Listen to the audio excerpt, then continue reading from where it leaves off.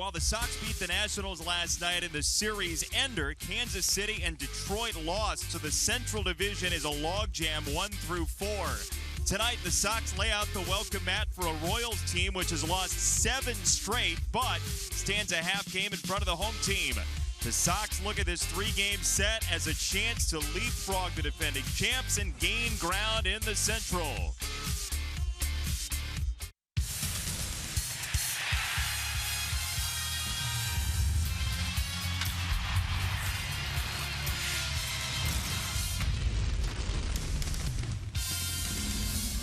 It is a steamy Friday night at 35th and Shields. The Sox play game number 1 of a 9-game stretch against the American League Central. Kansas City is first on the docket.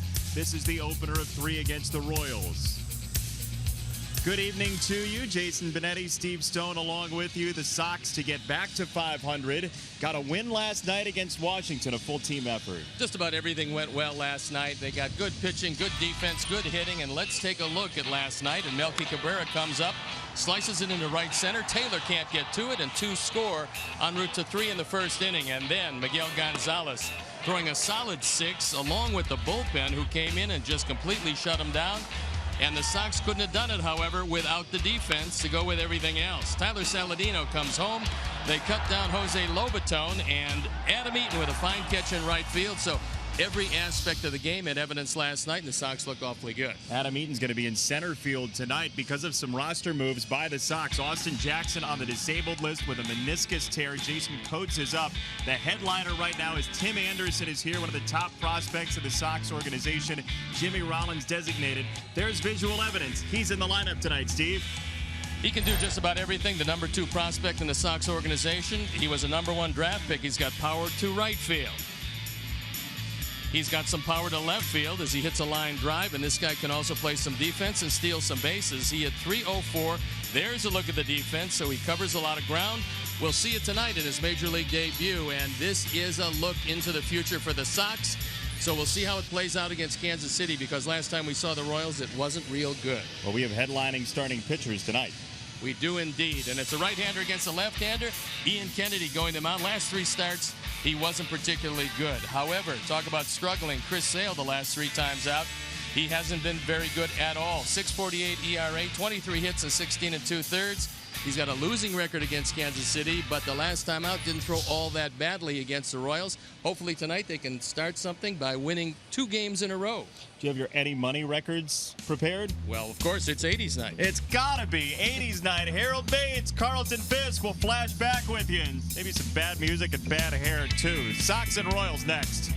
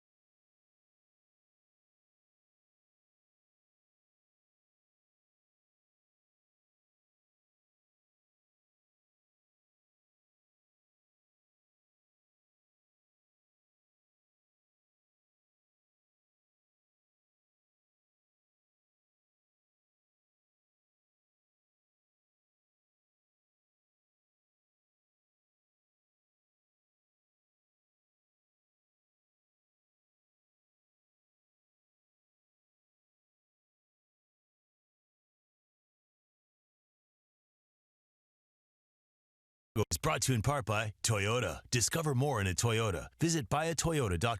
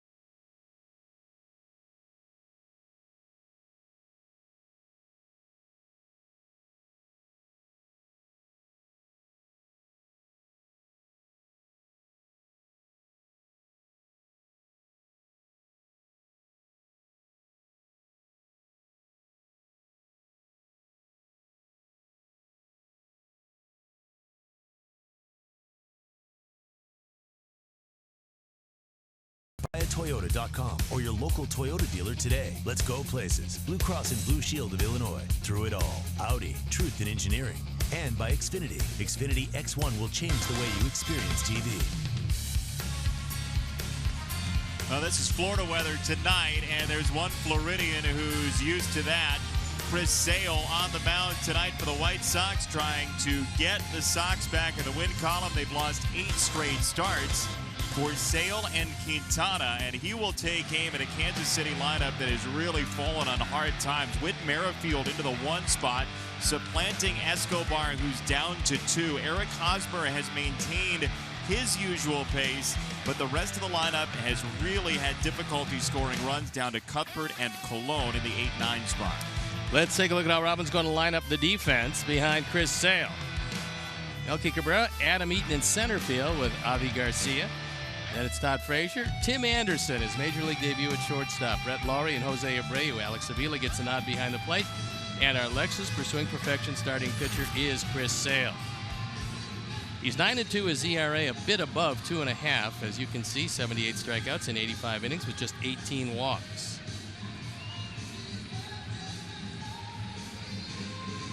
The umpires for the game tonight. Chad Fairchild is at home plate. Chris Guccione at first. Jim Joyce, the crew chief, is at second. And Adam Hamari is at third. So a lot of troubles with Kansas City this year. A lot of troubles with the Central overall. So it's time to break out of that tonight. And they've thrown the ball out around the infield. So it's ready for baseball and ready for Jason. Well, thank you, Steve. 80s night, you know. Yeah, 80s for temperature, too. It has gotten hot in Chicago. 92 degrees at game time. How about that? The ballpark is going to be very lively tonight. Well, that is good news for a Kansas City Royals team that has scored 1 run or 0 runs in 6 straight games. The Royals have lost 7 in a row as they come in. They're 30-29. The Sox are 30 up and 30 down. And Chris Sale has us underway tonight with ball 1 inside to Whit Merrifield. Sale 24 earned runs allowed this year. 12 of those have come in his last 3 starts. Ball and a strike on Merrifield, who's hit the ball well since coming up in May at .315. That one, Chris, pumped in there at 95 miles an hour, 7-9 lifetime against the Royals, despite having a .282 lifetime ERA.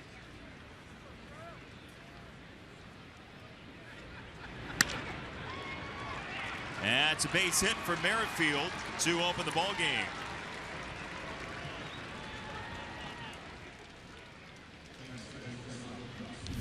So for a team that hasn't been hitting much of anything lately, this is a welcome base hit. He brought his hands in, got the end part of the bat on it, and Merrifield, who hit the ball pretty well when we saw him in Kansas City, starts them off in good shape here. Royals have hit Sale. You mentioned the ERA under 3, but they've hit Sale to the tune of .278 career batting average against. That's the second most for any AL team behind Baltimore. So now Alcides Escobar swings through strike number 1 from Sale. 0-1.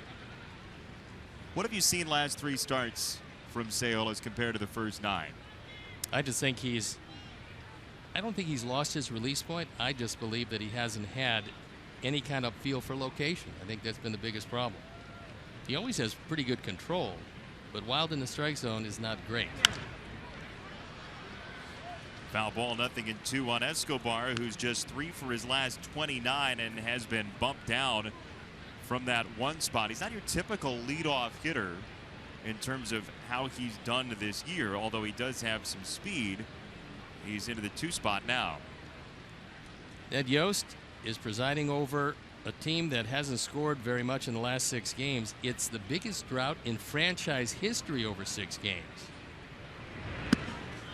Slider for ball 1.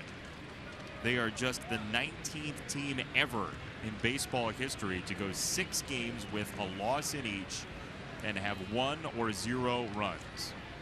It's been pretty amazing. They've been an up and down team. They've either been very hot. They've won 15 of 20 at one stretch.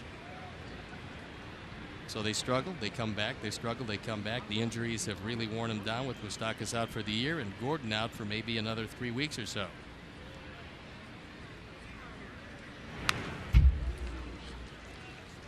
Royals 19-7 at home, 11-22 away. I would say then this is a good place to play him. Anywhere but their place. Those neutral site games are still not on the schedule. Well, normally when their lineup is together, they get pretty good speed, which takes advantage of a huge ballpark in Kansas City. Alex Gordon, Mike Moustakas out. Moustakas for the year. Gordon maybe 4 or 5 weeks, they say. Ground ball to third. Frazier, Laurie, Abreu, got him. 5-4-3. Well, terrific slow developing double play, and it's strange that Escobar would ground into it because he's usually got good speed. Not this time, however. Doesn't hit the ball hard, but Todd Frazier does a nice job getting it to Brett Lawrie. And a good pick on the back end by Jose Abreu. This is the long hop. And Merrifield going into second base, but although he upsets Lawrie, he gets the throw off and completes a double play. So for Chris Sale, a welcome. 1 swing, 2 outs. So base is clear for the toughest hitter on this Royals team, by number at least, Eric Hosmer, who's tied for 11th in baseball with 71 hits. Just another one of the Kansas City #1 draft picks that has really paid dividends for them. They picked down in the draft just a few years and then got very bad, started picking high in the draft, and they've made the most of their #1s. Well hit left field. Melky Cabrera looks up, and this ball is out of here for a Hosmer. 1-0 Royals. Home run number 11, RBI number 36. So we told you it'd be a lively park. At 92, the ball's going to jump to all fields, and Hosmer with very good plate coverage. He gets one down the middle, a Ford home run replay. Chris Sale, we talked about being wild in the strike zone. He doesn't want to throw it here. And Hosmer makes him pay the price.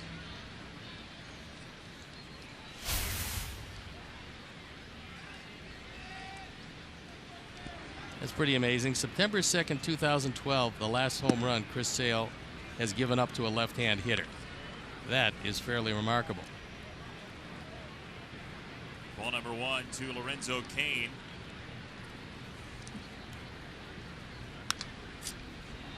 A ball and a strike on Cain, 30-year-old outfielder. He was 9 for 25 against the Sox this year.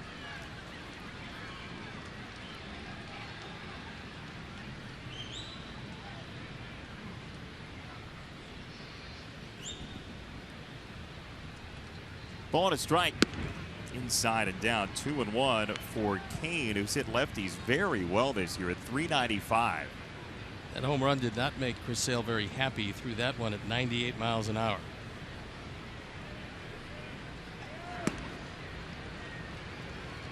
Well, Chris has talked about that before, that sometimes he just reaches back, he gets frustrated.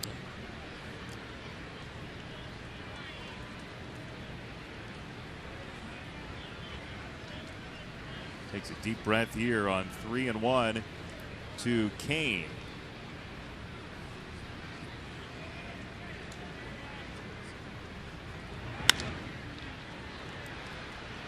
Right hand side. Avi, a late charge in, and he's there for out number 3. Hosmer, a 2-out home run. 1-0 Royals as the Sox take their swings against Ian Kennedy.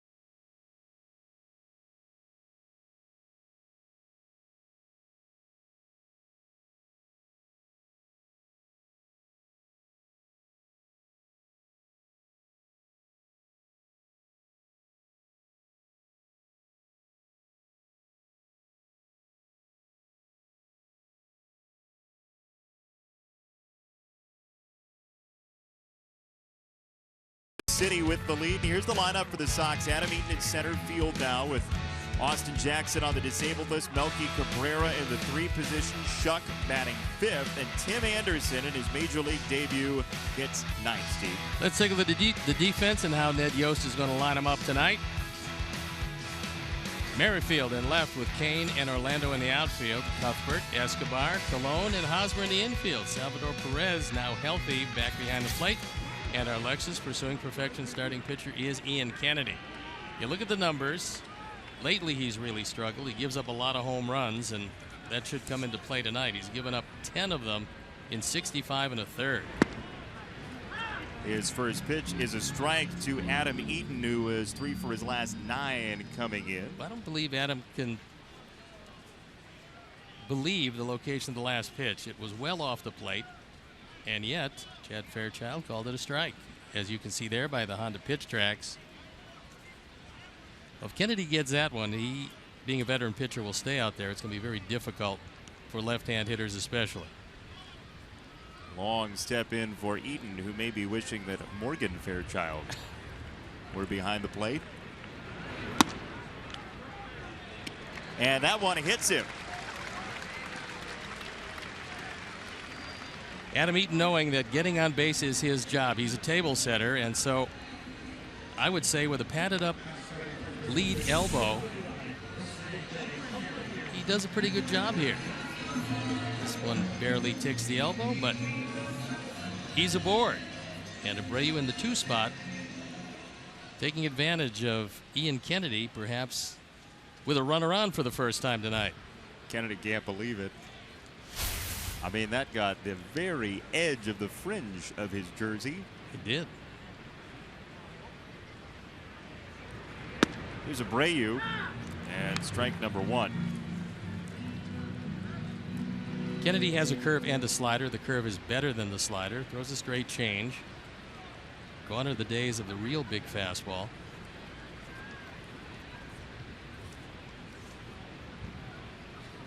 Career appearance number 218 for him. 2 strikes on Abreu, who Kansas City has handled pretty well this year. He's 2 for 19 against the Royals this season. 2011, 21-4 for Ian Kennedy with the Arizona Diamondbacks. His ERA for that year, 2.88 in 33 starts. Next year went 15-12, so things were pretty good in Arizona before going to San Diego. Popped him up on 2 strikes. Hosmer is in. 1 away for the Sox in the first inning.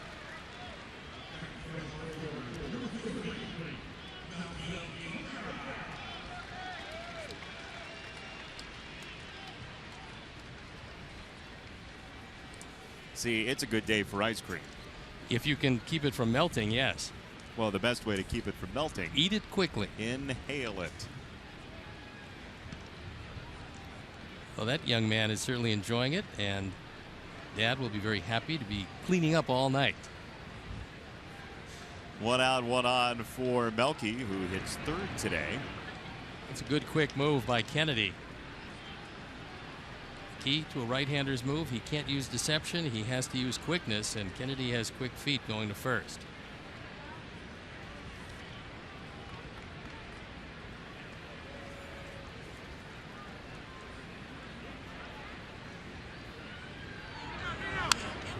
Eaton was off, then hustled back on a foul ball for Melky. Here are our picks to click this evening. The crew goes Tim Anderson. Careful on that limb, guys.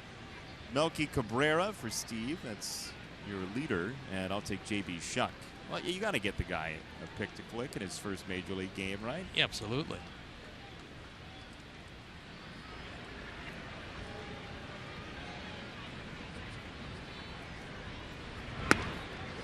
By the way, are you getting some sort of percentage to Melky for the amount of times that you've taken him this year? Well, apparently he can only hit on Comcast games because I am trailing desperately on WGN and its sister stations. So I've only picked Melky, I don't know, 85–90% of the time. Do you even pick anymore? No, just say Melky. Oh. It makes it more consistent. If you see Steve walking around the city of Chicago, just say Melky. 2 strikes on Cabrera. Eaton at first. 1-0 Kansas City on the home run from Hosmer with 2 out in the top of the inning. High fastball, and down goes Melky Cabrera, 2 away in the first.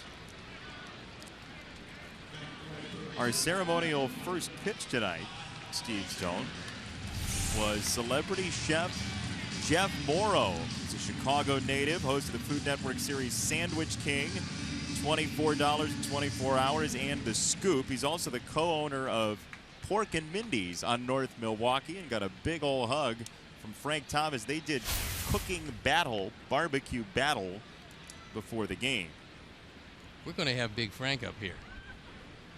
We certainly are. He'll be up in top of the 3rd inning. Well, we've worked on some booth expansion to be able to get him somewhere between us.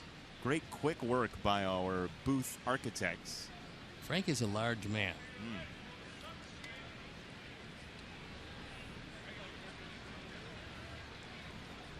It's Todd Frazier. And Frank is kind of in the same boat as Todd Frazier in one way. Frank, the quickest player to 20 home runs in Sox history. He did it in 46 games. Frazier now, this is game number 61 for the Sox. Frazier at 19, second best in baseball. Frank, 20 homers in 46 games. That 94 is shortened season. Should be a good matchup. You got a pitcher who throws a lot of home runs against a hitter who hits a lot of home runs. Eaton's off, and Eaton is out, gunned down by Salvi Perez to retire the side. Frazier will lead off the second, and it's 1-0 Kansas City.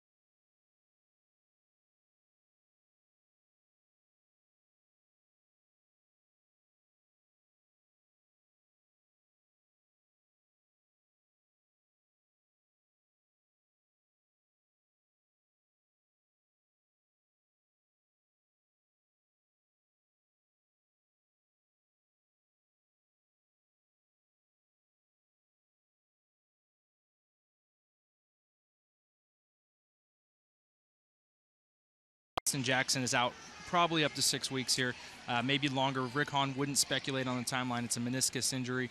They're going to have surgery next week. He ran running the bases last night, injured himself, stayed in the game. Afterwards, there was swelling. They decided to get an MRI done today, and when that happened, they realized the severity of it. He's out for sure indefinitely. Adam Eaton obviously slid over to center field, and it's just another thing where the White Sox are kind of dealing with an uphill battle just because Avi Garcia goes to right field, and basically they're kind of looking in-house right now. Now, Rick Hahn said it's going to probably open up our opportunities, how we look for things, but he said they might try Jason Coates, who's obviously up right now, Adam Engel, Jacob Mayer, potential possibilities down the road. For right now, that's what they're going to try and do. Potentially, we could see him make a trade. We've seen reported that they had interest in Carlos Gonzalez, and they had interest in Jay Bruce, but who knows if those things happen. Fly ball from Morales. Eaton with a chance in center for out number 1, and a change to the rotation coming up likely as well, right? Right. As of right now, it's still TBA for Sunday, but it sounds like Carlos Rodon is doing fine. He threw a side session today. They were going to wait till tomorrow to see how he reacted to today's session, but they were pretty optimistic that he will be back Sunday. Sounds great. Dan Hayes, thank you for stopping by. Thank you. We got to get you out before Frank Thomas shows up. We heard there's some sort of issue between you two. Just kidding. Just kidding. You can follow Dan Hayes, our White Sox insider, all season long on CSNChicago.com. Presented by The Great Escape. Pools, patio furniture, hot tubs, and more. Escape your everyday.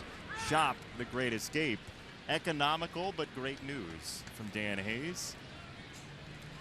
Unfortunately for Austin Jackson, who was starting to hit the ball very well, he's going to be on the shelf for a while, and 6 weeks might be optimistic. Depends on how quickly he comes back, but because speed a part of his game in center field, the torn meniscus and the surgery that follows is going to be not easy to come back from, although players do come back 100% from that. It's just a question of the rehab.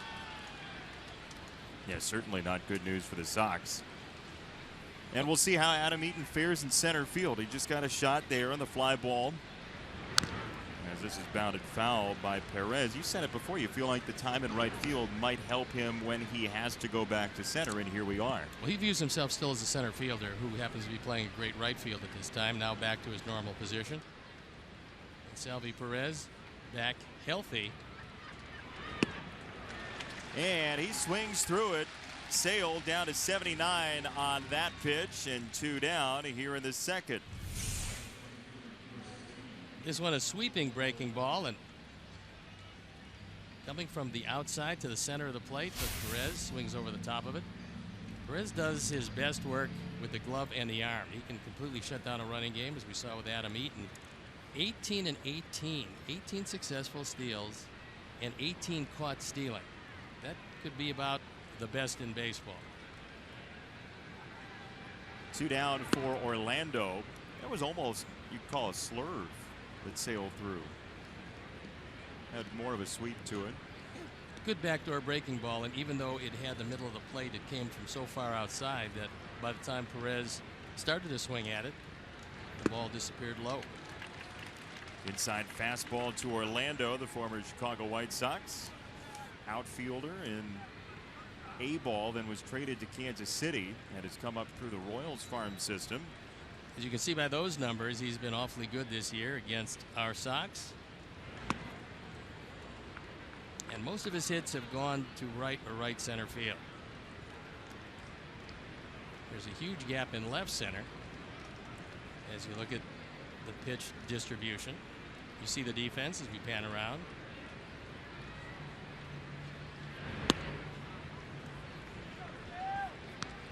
Three balls and a strike to Orlando. Sox trailing thanks to a home run for Eric Hosmer in the first inning.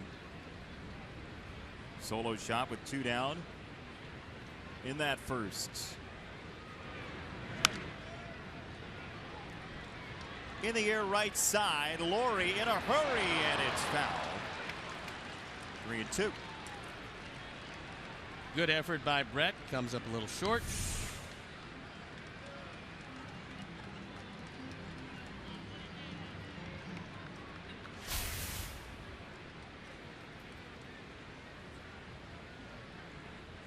Three balls, 2 strikes. Kansas City comes in at 30 and 29, as we told you, 13 and 9 in the Central.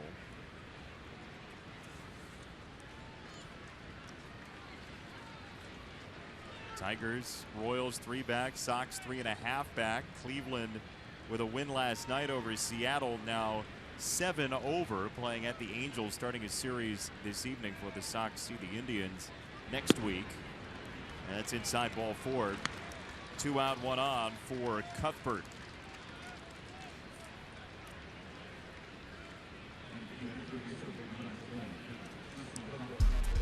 Time now for our T-Mobile greater coverage of baseball, and it's the last 13 games. You can see it's feast or famine. The last 7 0-7, the previous 6 6-0.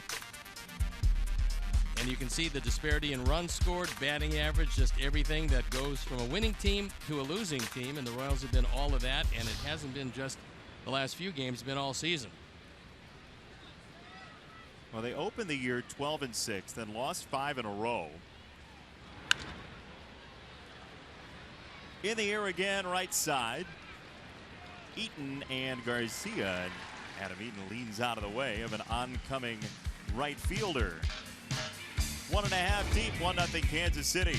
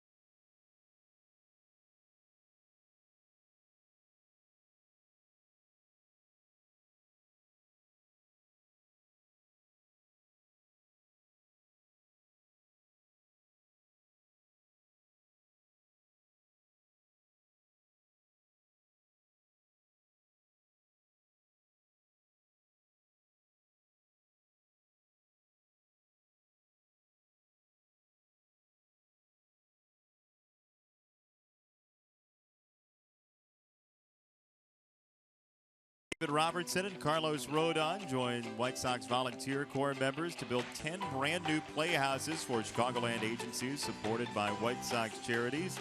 Start to finish, painting, decorating, everything from 0 to 100 on these playhouses. The 8th annual Sox Serve Week fundraising campaign, an outreach campaign that gives back to the community, also benefiting Chicago White Sox charities. Little Robertson there as well. And an enjoyable day for all. You ever built a playhouse? Oh, just a couple of years ago. Yeah, it was fun. They have Midsummer Night's Dream in it? Oh, I'm one of the great builders around. Yeah. Frazier was batting when Eaton was caught stealing in the first. Upstairs, 0-2 on Frazier, who's 4 for 16 lifetime against Ian Kennedy.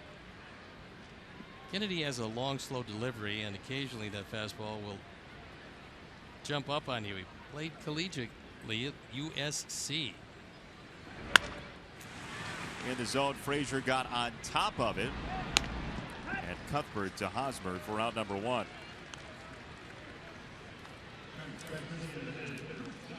Just a reminder, as you enjoy a cold one, to look forward to Miller Time later in the game, brought to you by Miller Lite. Never know when it's going to pop up on 80s night, especially. You never know that. Here in our booth, we feel safest of all. It's a very warm 80s night. One down for J.B. Shuck, who is 3 for 26 in the majors this year. Well, those certainly are not 80s children. A little young for the 80s.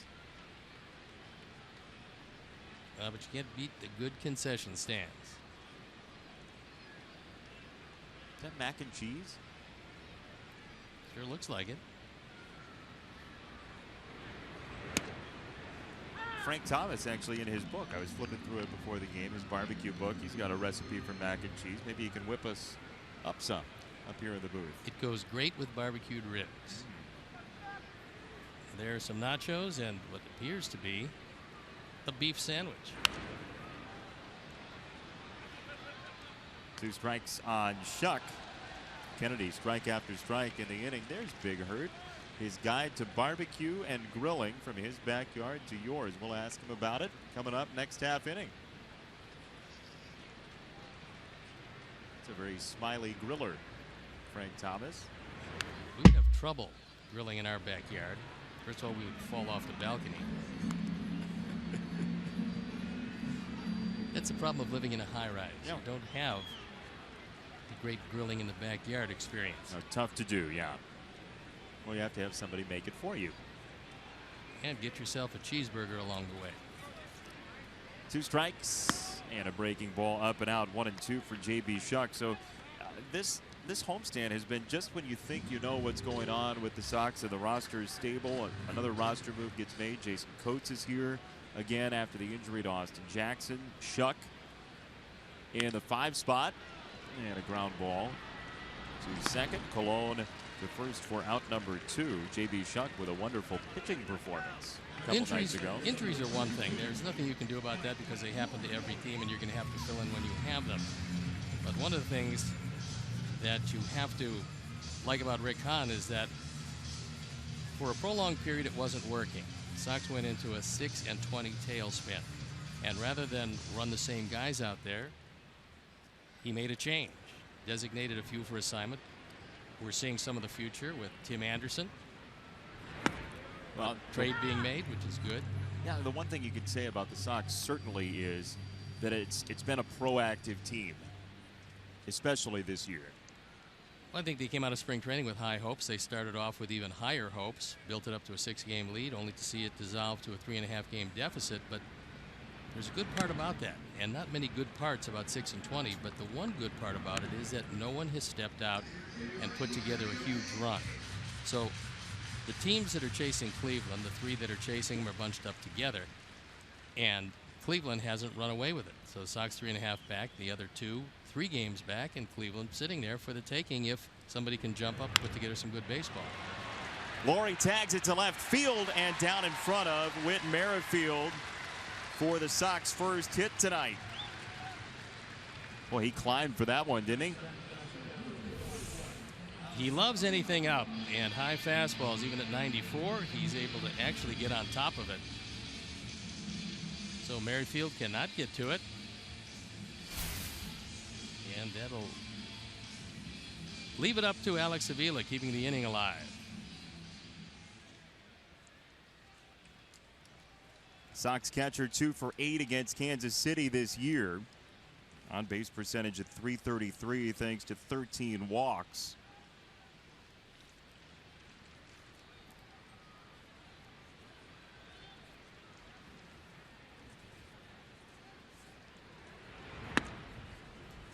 First pitch strike from Kennedy.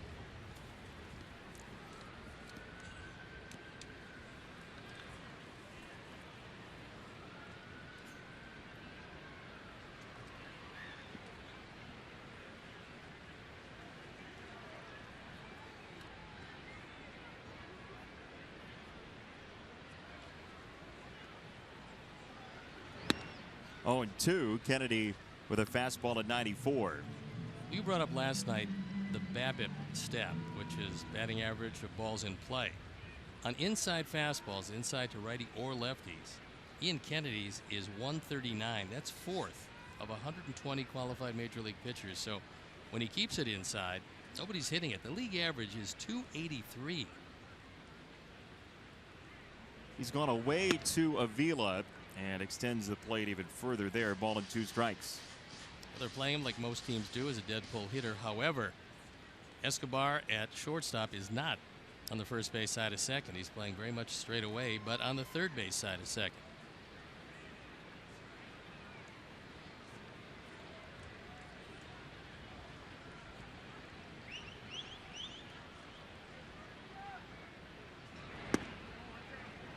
Off the plate, 2 balls, 2 strikes. Kennedy probably used to getting that pitch. He got it the first pitch to Adam Eaton, did not get it that time. They gave Kennedy a huge contract, huge by any standards, but for Kansas City especially. 5 years, $70 million.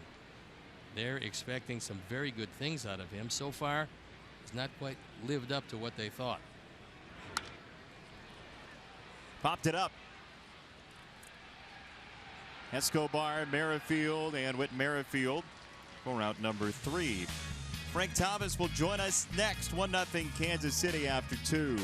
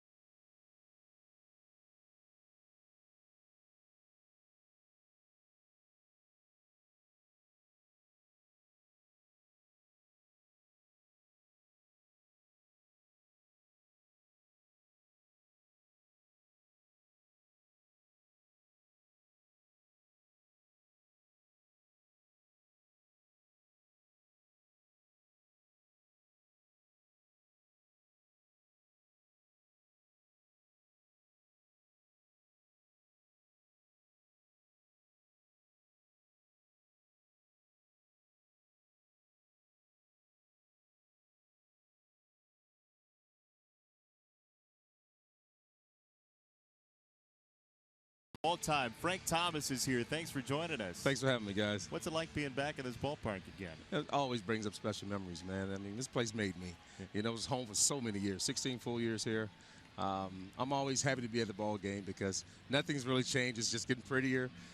There's been a lot of adjustments. We got new players, but it's the same old game to me.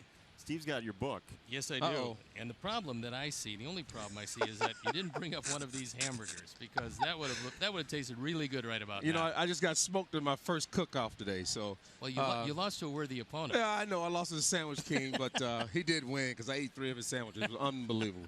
How was that cook-off with Jeff Morrow? It was unbelievable. You know, Jeff is a great spirit, great fun, a Chicago guy, big White Sox fan.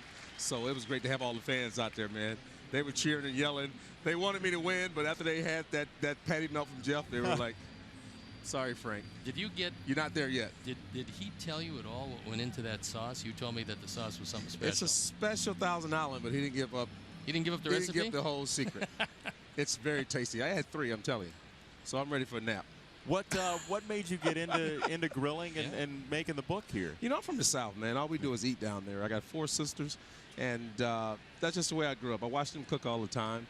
I had the funness from grilling from my dad because my dad would always grill on the weekend. So learning to grill was as a kid I learned that. But now as an adult, retired, I go out and grill a lot. So luckily, this new book is only 7 of my recipes. The rest are from famous chefs throughout the country who are friends of mine who really wanted to make this book a success. Well, what's your favorite of yours? I would say the Big Hurt beer can chicken. Yeah.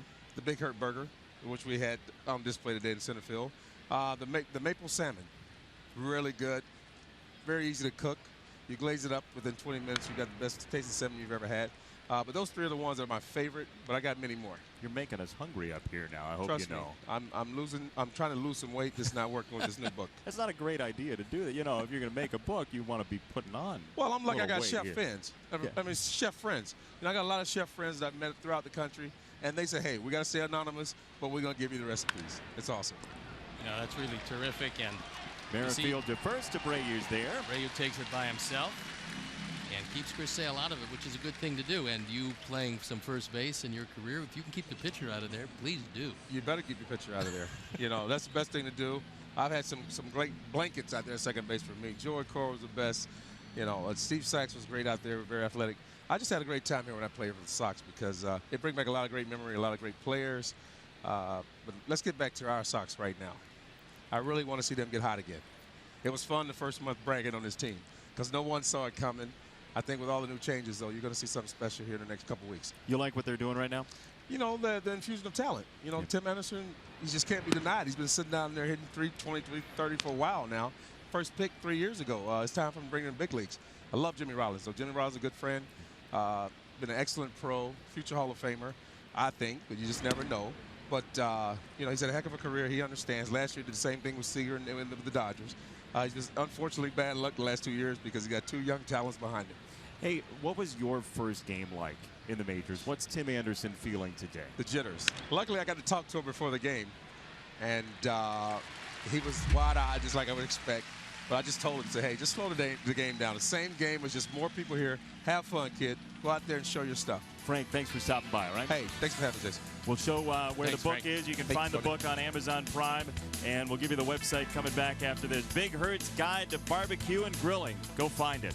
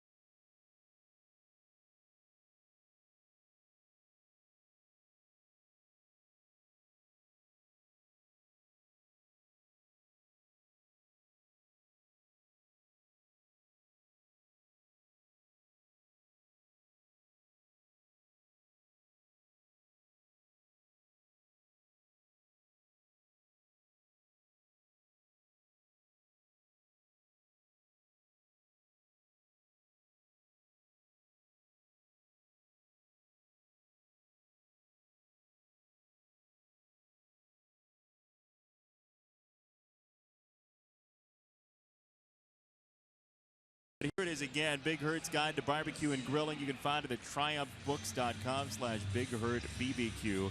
And I'm telling you, the mac and cheese that he's got in that book, I'd like 6 of them right now. Always nice to see Frank Thomas, one of the greats of White Sox history, and great to see him enjoying himself at the ball yard. And he said, look, you're going to see me a lot this year. I'm going to be back. So we'll look forward to that coming up later on this season. I know he'd love to see this team catch fire, and fully capable of doing that. Right now, they got to figure out Ian Kennedy. As Kansas City holds that 1-0 lead on that first inning home run by Eric Hosmer. Kennedy to face Avi Garcia for strike 1. Ian Kennedy has been strike 1 quite a bit so far tonight.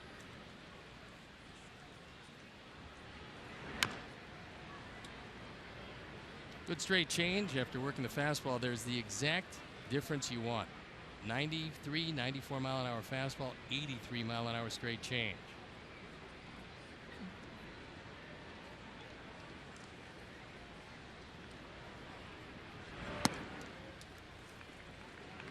Ball and 2 strikes on Garcia. Tim Anderson on deck. Adam Eaton to follow. Major league debut only happens once. And at first at bat, he'll remember forever, regardless of what the resolution is.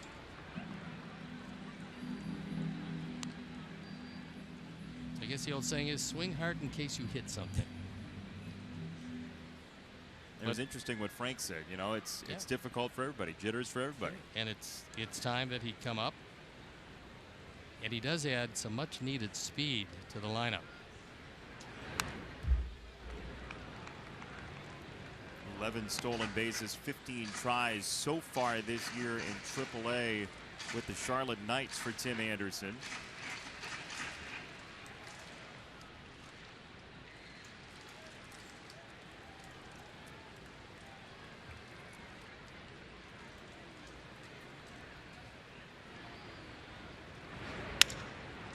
On a breaking ball, wrapped to shortstop. Escobar, 1 down.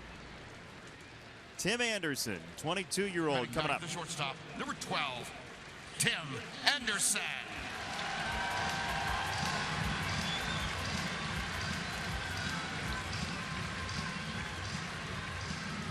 A warm welcome for the Alabama kid. Former first-round draft pick. His first major league at-bat. Get used to that face. He's hunting. Got his first ball fastball, and he fouled it back, but you get your shot at the major league sometimes a little sooner than you thought you would, for the simple reason that if this team was not struggling in the last 27, he probably wouldn't be here now. And if Jimmy Rollins was hitting better left-handed, he probably wouldn't be here now, but he is.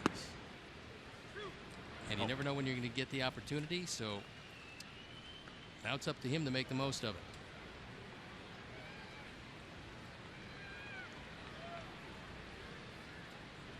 Two strikes from Kennedy to Anderson. He laid off the breaking ball. Multi-hit games in 20 of his last 32 with AAA Charlotte for Anderson. It looks like he's enjoying it.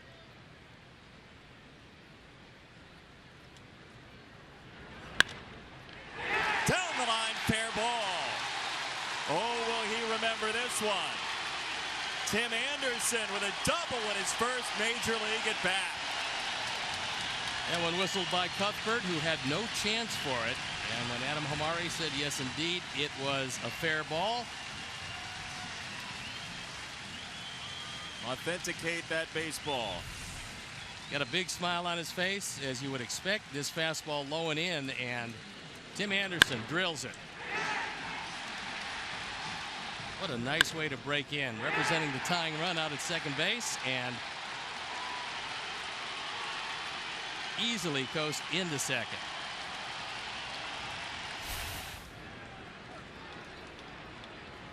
One for one.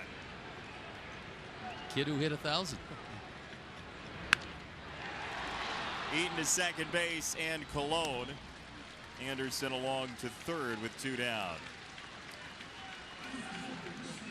It's just amazing what one extra guy that brings energy can do to a crowd. The welcome he received here in Chicago is pretty neat. Well, again, knowing that you always remember your first at bat, regardless of what it is, it's nice that you can say, well, I hit a double, and he might even get to the point where he says it just barely stayed in the ballpark. Big rip by Abreu, 0-1.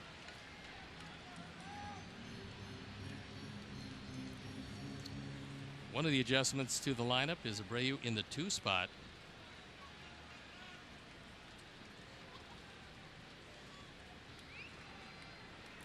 Trying to bring home Anderson. And he does.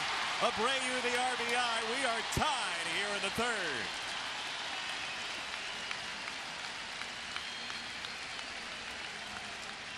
That's RBI number 33, and Tim Anderson. His first major league run scored.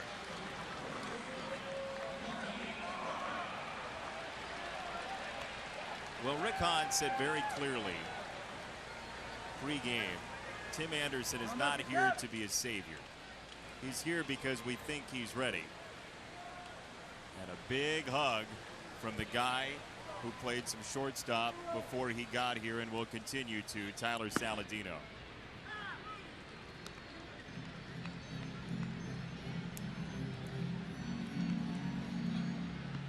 Nice introduction to the White Sox fans and to the major leagues for Tim Anderson.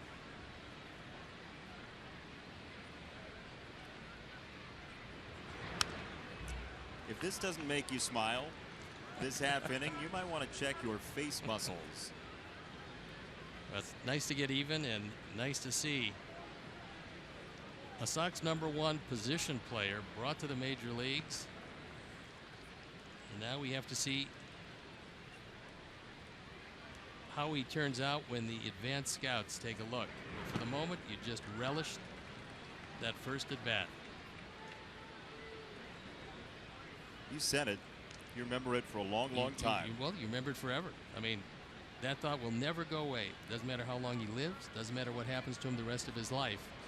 That thought of getting an inside fastball, drilling it down the line, and coasting into second base later to score a run that ties up the ball game, which is an ancillary benefit to that at bat. But the double will be somewhere in his mind until the day he leaves for the big ballpark in the sky.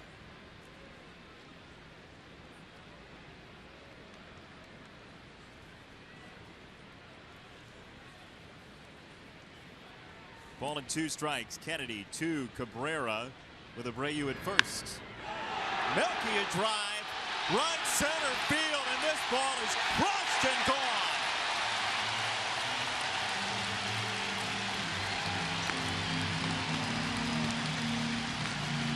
The milkman delivers. Well, I don't know what happens the rest of the way, but I got to tell you, that's worthy of a pick to click. That was a bomb. The 5th home run of the year. He's driven in 29. We told you that Kennedy gives up a lot of home runs. That's his 11th. And our 4th home run replay is a rolling breaking ball. Rolling breaking ball, meet Melky. Melky, meet rolling breaking ball. 3-1.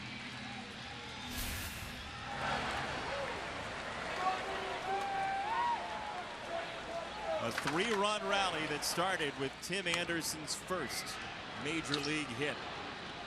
You know, sometimes that little spark, and I'm going to tell you what, I don't know what's going to happen the rest of the way, but that little spark that a new player coming to the major leagues can give you, not only the double, scoring the tying run, and with 2 outs.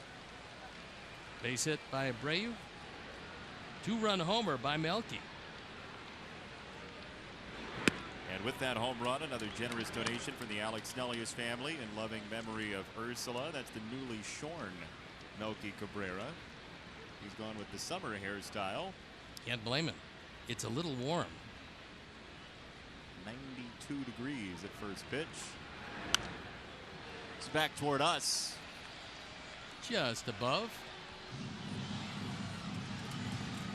You know, we got to mention the Big Frank. If he ever comes up again as you look at the new hairstyle of the formerly hirsute Melky.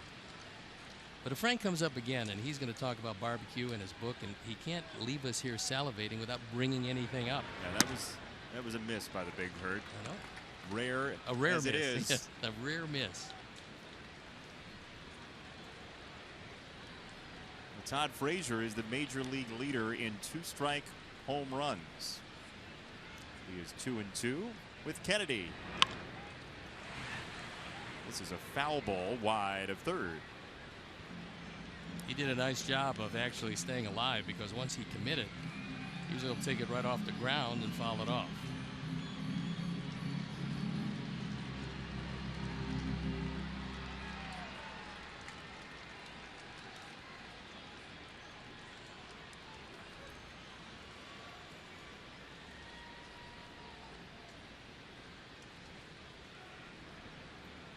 Long look at Kennedy from Frazier. Bouncing ball, shortstop. Escobar got him for the final out, but the Sox have a rally spearheaded by the new guy. Anderson a double. Abreu a single. A hug from Saladino, and Melky with a blast. 3-1.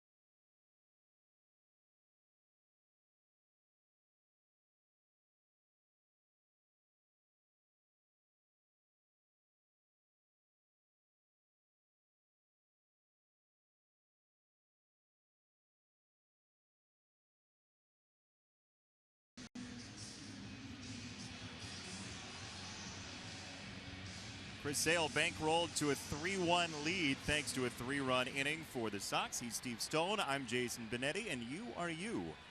Wherever you may be tonight enjoying our broadcast, thanks for stopping by. And now Chris Sale has a 2-run lead from a 1-run deficit. So he needs a shutdown inning, and it starts with Hosmer, who has the only RBI tonight for the Royals as he drove himself in the first. Pretty amazing run, as Chris Sale had not given up a home run to a left-hand hitter since September of 2012. Hosmer is a pretty good candidate. He has sized up Sale very well. 333 entering the game at 12 for 36. Not a whole lot of extra base power there in the 36. We showed it tonight. Not many left-handers have this kind of dominance against Chris Sale, but in the first inning, he got a fastball down the middle. And a line drive home run, giving the Royals at the time that 1-0 lead. That has since evaporated. Tim Anderson, 1 for 1 in his major league career with a double and a run scored.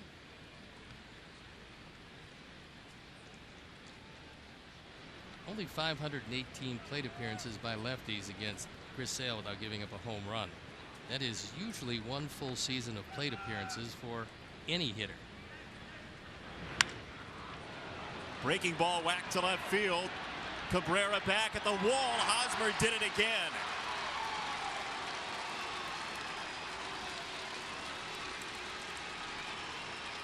That was also, when we take a look at the location, we will show you that it was right down the middle. And Hosmer, 2 at-bats, 2 home runs against Chris Sale. Fairly remarkable. A Ford home run replay. That breaking ball just rolls. And Hosmer takes advantage of it.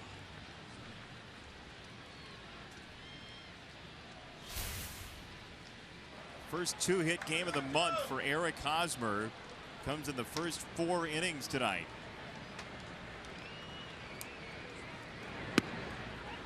He has hit very good pitchers very well in the home run department. He has 3 career against Corey Kluber. He has 2 against Gio Gonzalez, 2 against Jose Quintana, among others. It's pretty amazing that he keeps on hitting the left-hand starting pitchers and hitting home runs against him. For a guy that's not a home run hitter. Base knock for Kane. 5 home runs to lefties for Chris Sale in his career, and you've seen 2 of them tonight. So Brennan Bosch had a pair. Now Hosmer with a pair. And Travis Hafner, former Ranger and Indian, with 1. One of the surprising things about Kendrys Morales is that normally he's a better left-hand hitter, but not this year. 164 left-handed, 327 coming in right-handed.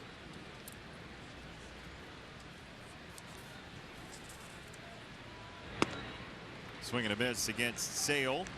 Nobody out, 1 on, 4th inning. Weird to see a guy who historically goes one direction, especially a switch hitter, have such a severe change in a year. And he is the original good man for 2. 8 double plays grounded into. And not surprisingly, all 8 of them from the left side, where he gets the majority of his at-bats. He's only had 50 right-handed at-bats.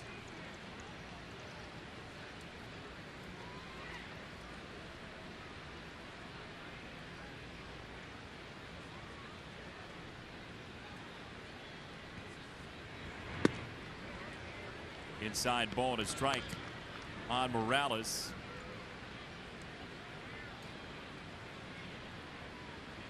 Mentioned the Royals without Alex Gordon, without Mike Moustakas.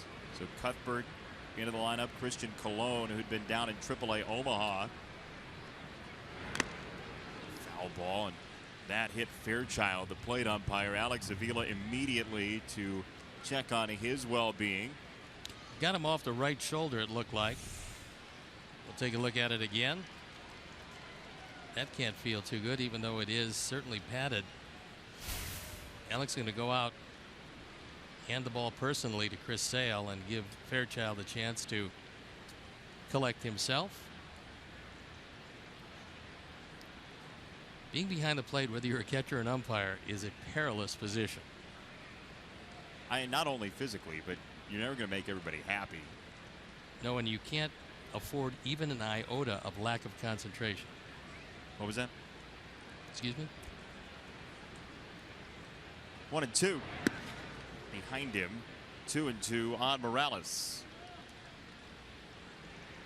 So the Royals, their first 2-run game in the last 7. At some point, they're going to score runs. It just happened to be this evening in Chicago.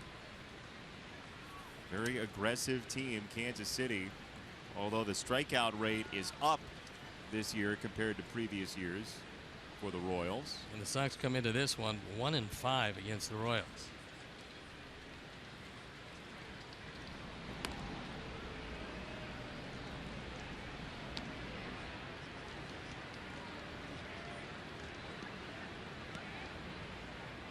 Kane at first, 6 out of 9 in steals.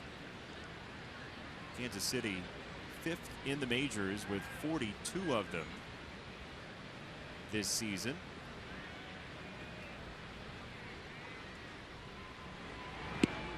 Swing and a miss. Breaking ball for out number 1. Sox math here in the 4th inning. Here's what you can win. A mystery baseball, some Altoids signed by Steve, our statue of limitations, a fedora, a 25th anniversary print, a Rubik's Cube, and any number of other things. This is your Sox math question for today. The day on which the Sox left-handed reliever named Zach was born. The round, plus the round which the right-handed reliever named Zach was drafted. Divide the number of letters in the suburb where the second draft pick named Zach went to high school. And a line drive to left field for a base hit for Salvador Perez. It's a Zach attack, Sox math. And we will give you one more look at it. It's also on Twitter. You can multiply the overall national seed this season for the college team of the first Sox draft pick named Zach. It's an all Zach Sox math. Very nice. It's a tough one tonight. It's a tough one, and the Sox are in a tough inning in the 4th. 2 on, 1 down for Paulo Orlando.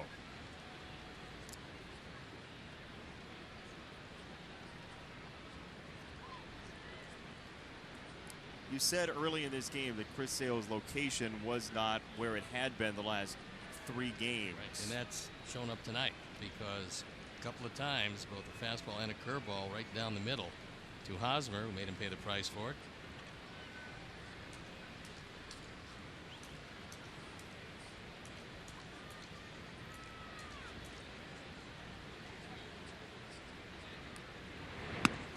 Breaking ball outside to Orlando, who walked in the 2nd inning.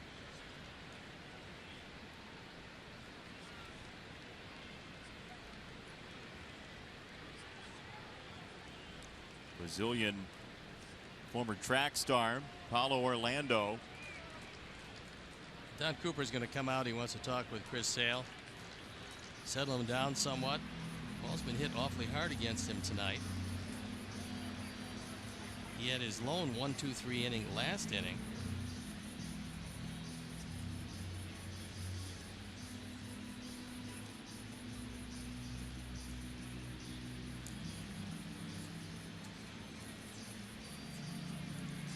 What would you tell Chris Sale now? I know Don Cooper is delivering his own message. What would your message be? Don't worry about the 2 home runs. You got to go right after Orlando. Don't be concerned about the velocity. We want you to hit Avila's glove. Wherever he's setting up, that's where we would like you to throw it. Now for Alex Avila, one thing he's got to bear in mind is this Kansas City team, if you set up early, they have been known as a team that will give location, not necessarily give pitch selection. Line foul, you're saying, from second base? Yes.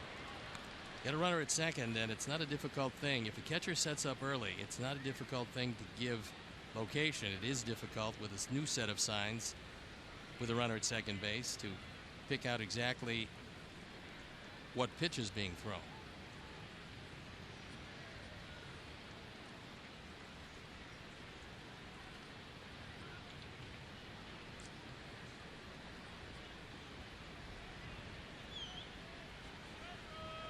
One. Got a swing and a miss, and that is a big chase from Orlando. 1 ball, 2 strikes. That ball well out of the zone, and maybe he was looking for the breaking ball. He got one, but it didn't break very much, and he really expanded his zone.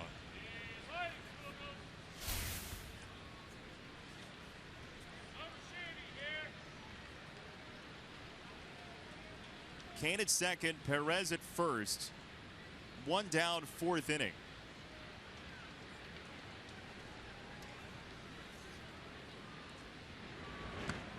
He struck him out. Bread and butter with 2 strikes.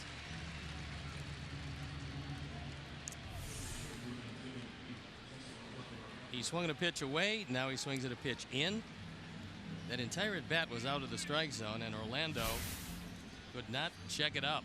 So now you get out of this inning and you still have the lead. Consider it successful, but Jessler Cuthbert stands in the way of that. Seen Sale 3 times. He is 0 for 3. There's a walk mixed in there as well. Breaking ball fades inside. Ball one.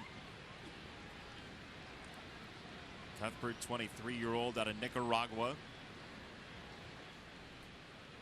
He gave him a bundle to sign, and so they believed that he was going to be a real good player. Defensively, he is well above Major League average. He's been very good at third. Kansas City came into this series 3 for its last 40 with runners in scoring position. And 0 for the night so far is Ned Yost, realizing that his team, as they've done all year, can turn it around just as quickly as they've gone into this prolonged offensive drought.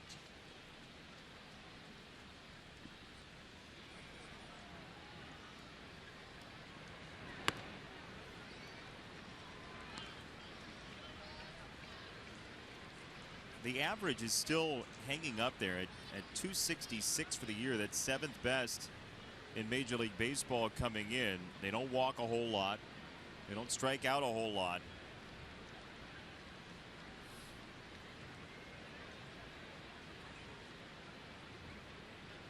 Two on, two out, 2-1 from Sale. Pitch number 60 tonight. He's inside. 3-1 with Christian Colon on deck.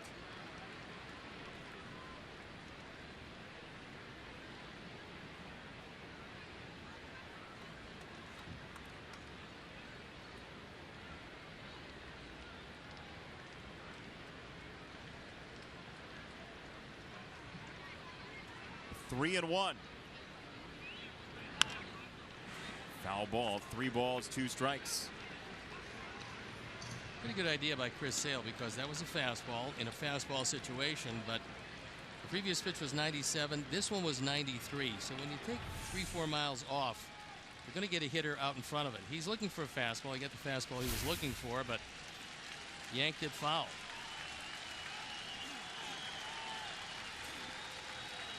Crowd behind Sale on 3 and 2.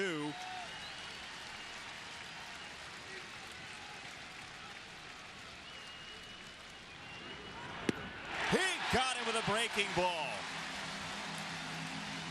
The Royals get one. Sale strikes out the side.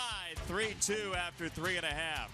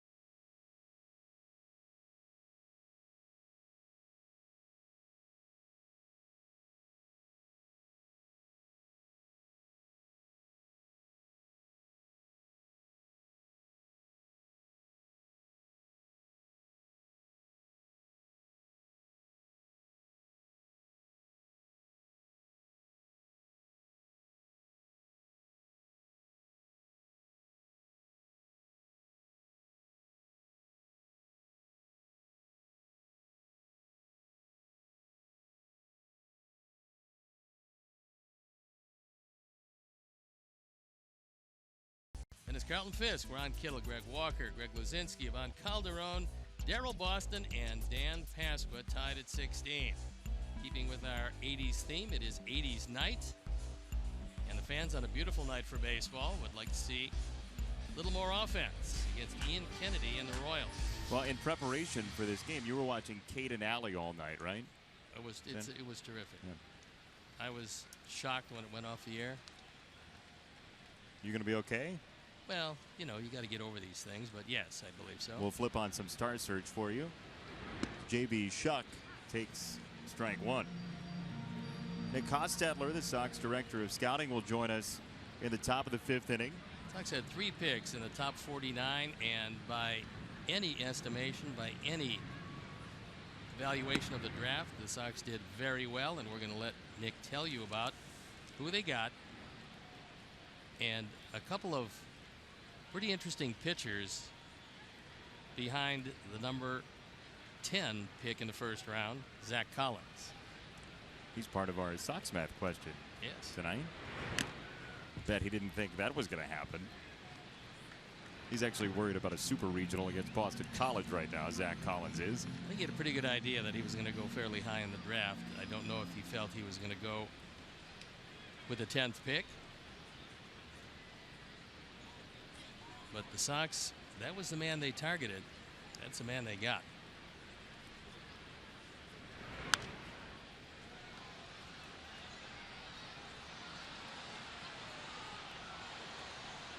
Zach Collins, by the way, tonight against Boston College is 1 for 3 with a home run and 3 RBIs. So Hostetler nailed it.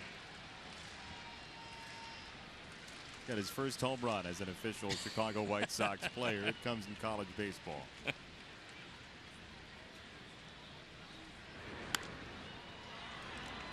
In the air left side, Merrifield for out number 1. Here's your Sox math answer and winner. Riles 23 is in first.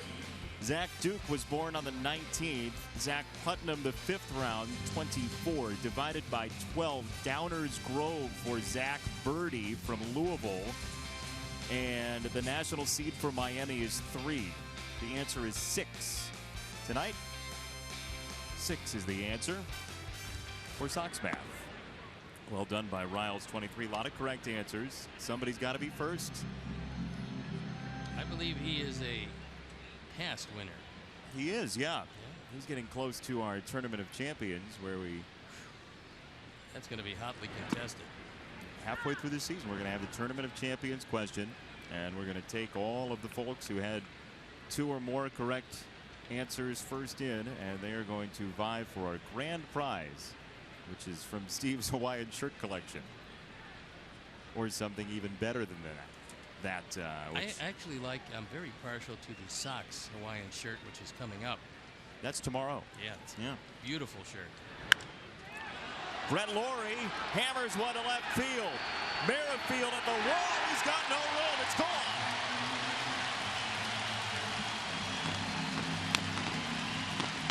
So both pitchers now have given up 2 home runs. That's the 7th for Brett. He's now driven in 23. That of the towering variety. And on a night where it's this warm and the ball jumping, you cannot afford to allow the ball to be hit in the air. A Ford home run replay. That's a changeup, and he went down and got it. And Merrifield just can look up. That one was way back. Beautiful shirt. So the Sox doubles leader takes one deep. He's got his 7th home run. Now Alex Avila. Ball 1 outside. You said it, Ian Kennedy. His Achilles heel has been the home run ball. Given up 10 in just 65 innings coming in, and 2 here tonight. Sox get the run back, and Brett Lawrie makes it a 4-2 lead. Avila gives it a ride. Merrifield at the wall again. They've gone back to back. Lawrie and Avila.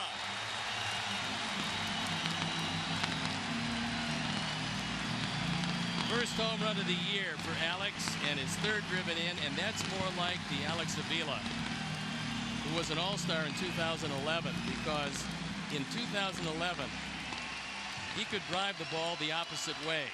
We haven't seen a whole lot of that this year, but he gets a high fly ball up in the jet stream. Our 4th home run replay. 5th home run of the game.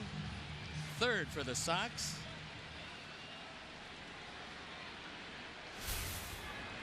First home run. Sorry, go ahead. A 3-run lead. First home run for Alex Avila since September 21st of last year against the White Sox. I just love the fact it was to left field. That'll open up a whole lot of things for him if he can start driving the ball that way. Avi takes a strike down the middle.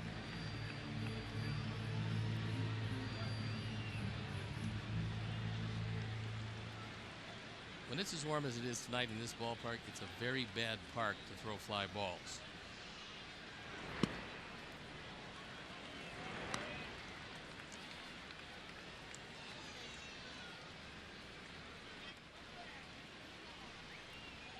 Three home runs the last 5 batters for the Sox. Check swing, he didn't go, says Chris Guccione over at first. 2-1.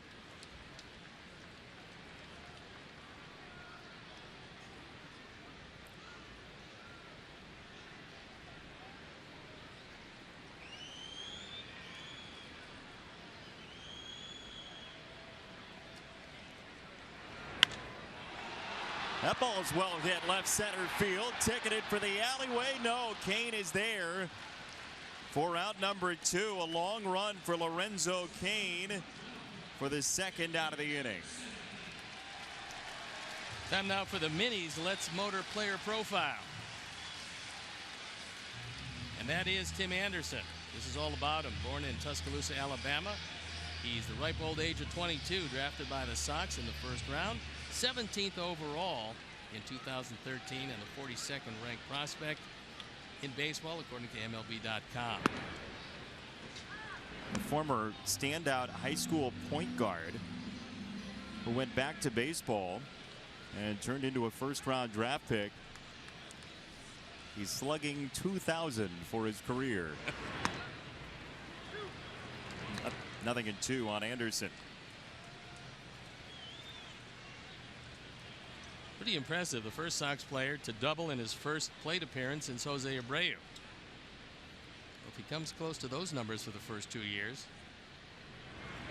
he can retire. On the ground. That'll do it. Sox go back-to-back. They lead 5-2.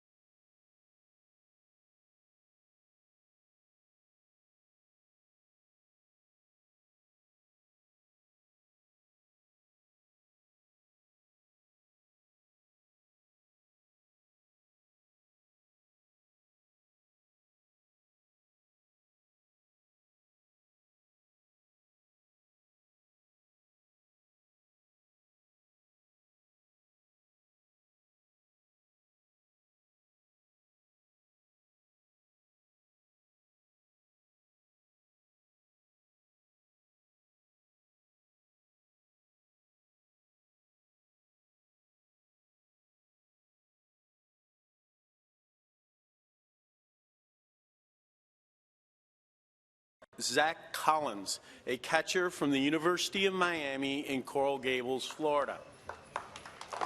That was pick number 10 overall by the White Sox. And a big day for Zach Collins. A celebration on draft day. Jason Benetti, Steve Stone, joined by the Sox Director of Scouting, Nick Hostetler. Thanks for stopping by again. Absolutely, anytime. Hey, congratulations. What do you think of the draft? We couldn't be happier. I know it's not going to fall like this every year for us, but it fell perfect for us. Tell us about Zach Collins and what you think you have out of him from that 10 spot. Yeah, Zach was our #1 target starting on April 1st. And, I think we've got a guy, a middle of the order, left-handed, big power bat. He controls the strike zone, understands, what to swing at and what not to swing at. He takes good pitches. He looks good when he takes. We have no question in our mind in that room that he can catch. We think he's going to be an everyday catcher for us behind the plate, middle of the order impact bat. You also had a couple of picks at 26 and 49. You took some hugely power arms. Tell us a little bit about that. Yeah, Zach Birdie, the local kid from Downers Grove. I live about an hour and a half from Louisville, so it was always great for me to get a chance to get home. But Zach just has a big time arm. Just an unbelievable mentality and makeup as well. And I think that's the one thing that doesn't go is widely reported like the stuff does. But his makeup, his aggressiveness, his coaches at Louisville just absolutely love him. He's got back end of the bullpen mentality for sure. And everybody talks about Alec Hansen, and they always talk risk-reward with Hansen. The fact that he might have been the riskiest, but he has maybe the highest ceiling. He does. There is a couple guys in our room that felt he was the best college pitcher in the draft. Really? The upside is just absolutely tremendous. I actually saw him pitch on Mother's Day. My wife wasn't exactly happy that I flew out and saw him pitch that day, but he was outstanding that day. There's a potential 4-pitch mix with him. He's 6'8". He's got long arms, and it is power stuff. I think if we can get this guy right, and I think we've got the guys to do it, the sky's the limit. How about the kid from Ball State? Yeah, Alex Call. Talk about another just tremendous makeup kid. And Alex Call is kind of the epitome of what we tried to do this year in this draft, and that is to add as many good baseball players as we possibly can. And we did that, and Alex Call is one of those. So what happens from now? I mean, you've got the guys that you targeted, and you're happy, like most scouting directors that you got some guys that maybe surprised you that they were still there. But now you're getting to the middle of the draft. And so when you look at that, what are you looking for exactly? Yeah, we're looking for guys with big, loud tools at this point. Something that jumps out at us, something that we think that he can hang his hat on as he progresses through our system. I think there's a few more of those type of guys on the board. We're trying to get those guys in order tonight, make calls to the advisors, find out what the signability is, and having our area guys reach out to them, kind of checking the makeup as well. Does it help when you go to sign any of your young pitchers when you, number one, talk about the pitching philosophy of the organization, and number two, the fact that you guys bring young pitchers to the major leagues? I would think that would be a huge plus. There's no question. I can't tell you how much Don Cooper, Kurt Hassler, those guys mean, and make it how easy they make my job at times. So there are agents and advisors out there that want their pitchers coming to us. They know that we have a great track record with them. We keep our guys healthy, the most healthy organization in baseball in regards to pitching, and those guys want to pitch for us. How much stuff do you read and watch in the months leading up to the draft? What's the volume of that like? Oh man, I don't know if I could even put a number on it. There are, and I think the funny part is the stuff that gets sent to me. From different, whether it's our scouts, whether it's other people. Sometimes my own family, my dad sends me some stuff every now and then as well. But it's a lot of volume. You try to kind of keep it all into context and understand what it is and who's reporting it, and take the value for what it's worth. But there's a lot of information now. What is the number one characteristic that the scouts under you have to scout free agents? Because it's a different indoctrination than major league scouts. It is. Work ethic, number one. A passion for it. That passion and work ethic. If you have that, and you understand that a ball player is not going to walk across your living room floor. You got to be out at the ballpark. You got to get out there. You got to see these guys. I can't. I would undersell how proud I am of our staff this year. There were some new things I tried to do differently. Some new fresh ideas here or there. And these guys, all the way from Doug Lauman and him molding me and helping me and training me, and down through the rest of them, these guys have just been outstanding this year. What are you looking for tomorrow, just in terms of, is there a position that you like, that you feel like there's a lot of depth on the board? What are you looking for? Yeah, I think there's still some pitching out there. I think there's some, we've identified a few guys we want to target early on tomorrow that may have been passed over so far, and we think we can add, and they've been passed over for whatever reason, whether it be some mechanical stuff or stuff, but there's a few pitchers out there we'd like to get. Left center field, Eaton is over to make the catch for 2 outs. Because catchers are at a premium. I mean, all catchers. You took one in the first round in Zach Collins, certainly, but not to be missed, the 8th pick, Nathan Nolan, another catcher. Tell us a little bit about him. Yeah, plus catch and throw guy. Handled a good staff at St. Mary's. They also had a guy, I think he was a 4th or 5th round pick on that staff, Corbin Burns, and Nate did a tremendous job of just handling the staff. The coaches there trust him. Adam Virtus, our area scout, just absolutely loved this kid. Had him as high as the 2nd round. So when he was there, when we had the chance to get him, it was a no-brainer for us. What's it like for you to see the reactions of the kids that you picked? It's special. You know, to sit here and think that you have some hand in helping a young man's dream come true, it's, you know, to say that it doesn't affect you or get you a little bit emotional would be a lie. It's something that I know I dreamed of as a kid, and I had to find a certain different path to get into a major league organization than some of these guys that were drafting. But it's pretty special to see the reactions. Zach Collins and Jamison Fisher, and we got a text from him not too long ago that just thanking us, and it's special. It really means a lot. Couldn't you get a bigger guy in the first round, or a guy maybe with more power than Zach Collins? You know what? If we're gonna, the one thing I'll say, whether he makes it or he doesn't make it, if we get into a fight, he's going to be the first one out of the dugout. He's there with you. Exactly. 2 strikes on a Hosmer. And Abreu finishes the inning. Nick, thank you so much for all your insight. Congratulations. Thank you. Nick Hostetler, Sox scouting director. 5-2 Sox tonight.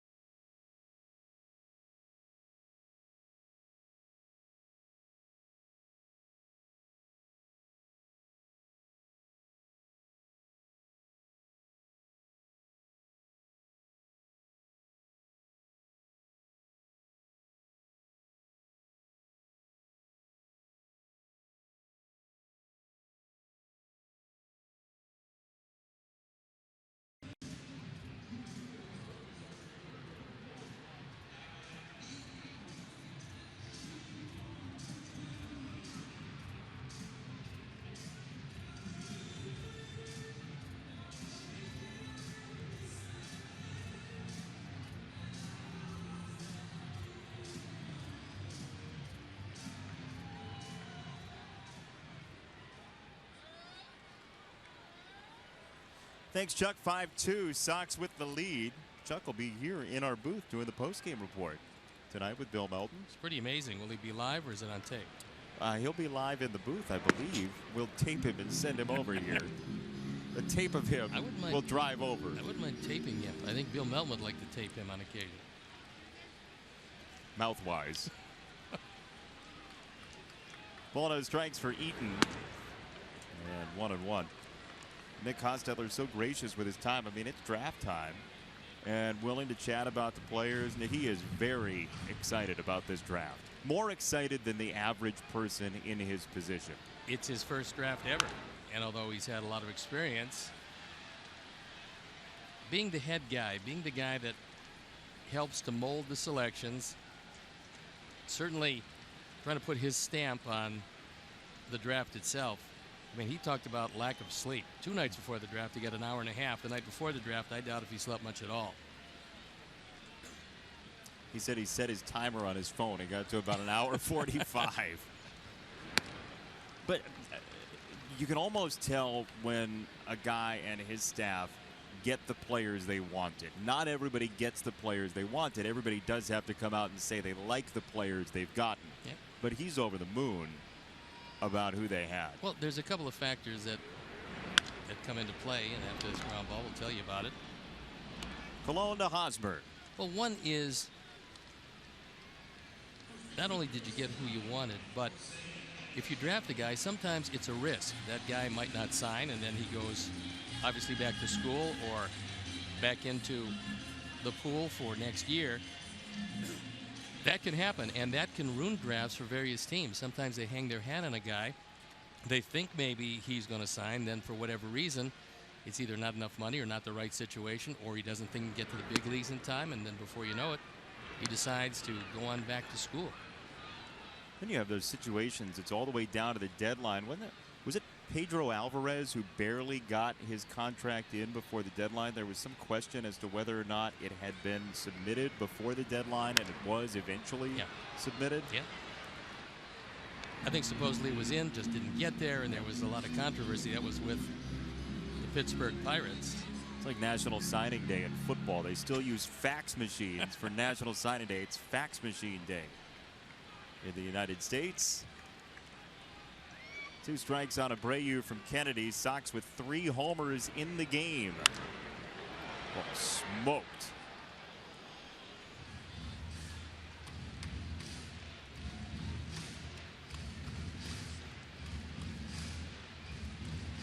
Well, they figure, at least Kennedy figures, that they're going to pitch him away because Kane is well over in the right center field. Huge gap in left center.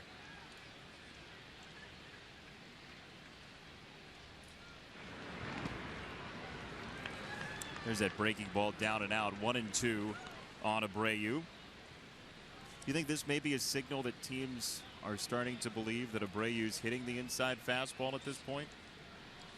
Well, a couple of different things, because Kennedy throws so effectively inside. I think they're believing that the advanced scouts say that he's just looking at a lot of inside fastballs. There's one, fouled off. He's able to fight it off and stay alive.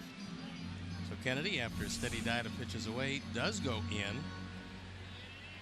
We told you about batting average of balls in play, where Kennedy is 4th out of 120 starting pitchers in the major leagues. But one of those inside fastballs was rifled down the line in right field by Tim Anderson. For his first career hit, Abreu got a piece. I don't know how he got a piece, because that ball was a good 6-7 inches off the plate.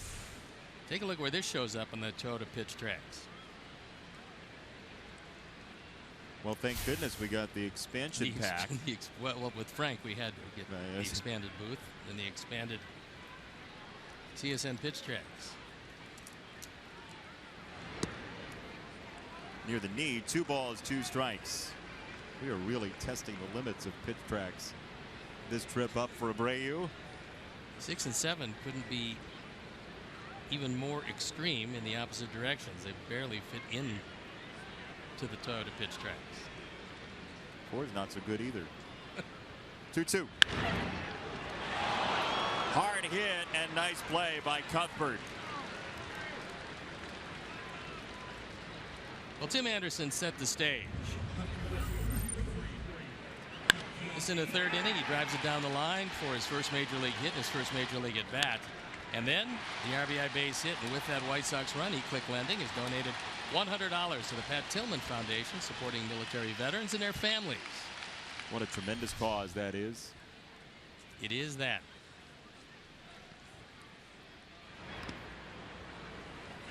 Strike 1 to Melky Cabrera, who hit a 2-run homer in the 3rd.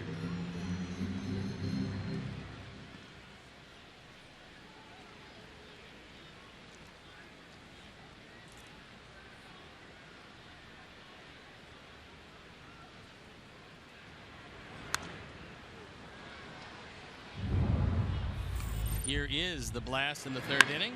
A rolling breaking ball, and Melky hitting his 5th home run, driven in 29. And with his new hairstyle, he is 1 for 2. More aerodynamic these days. more fit for the 3 position in the lineup. His second game in the 3 spot. Tim Anderson, a night that he will never forget.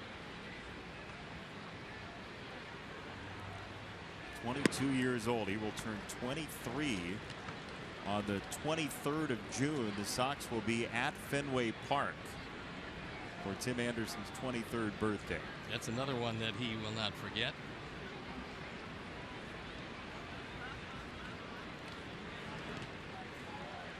You have a baseball season birthday, right? It's always during the All-Star break. It's Bastille Day. And the French celebrate my birthday every year with their Day of Independence on July 14th. I always celebrate with French fries and French toast. You are one of a kind. Melky rocks this ball foul. That was way back there, but well foul. In fact, that was so foul it was never fair. Turning into the Bard now. He went from France to England. Fair as foul. 3-2 is low, ball 4.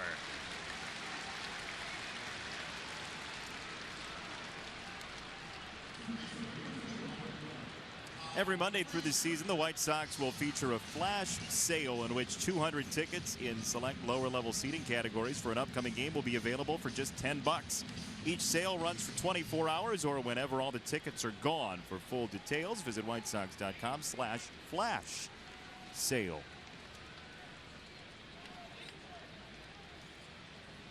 One on, 2 out. Todd Frazier, the hitter, against Kennedy. Out and around it, Cuthbert. 4 out, number 3.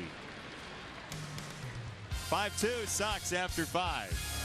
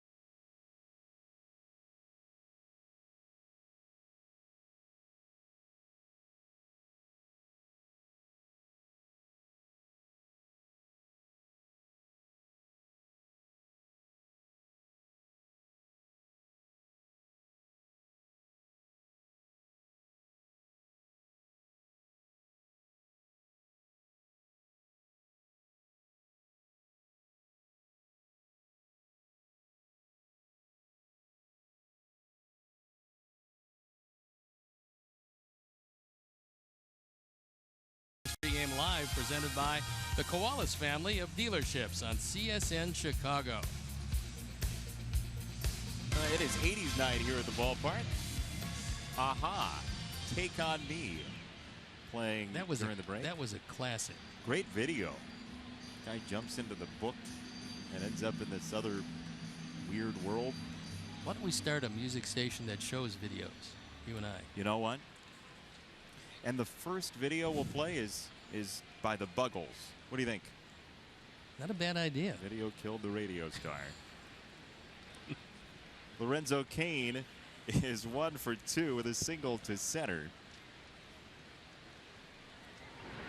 Chris Sale feeds over a strike, and because it's 80s night, we remind you that Lorenzo Cain was third in the AL MVP race last year, the closest any Royals gotten to the MVP since George Brett was second to Mattingly in 1985. George Brett was some player. 1985, a great year for the Royals, because before they became World Series champions, their last World Series champion was 1985.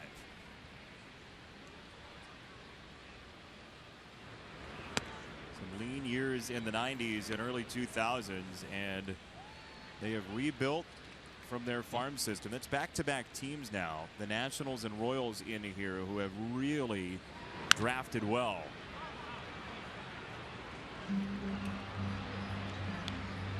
It helps when you have high draft picks. The Nationals got Strasburg and Harper, and they were fortunate to have those guys coming out the years.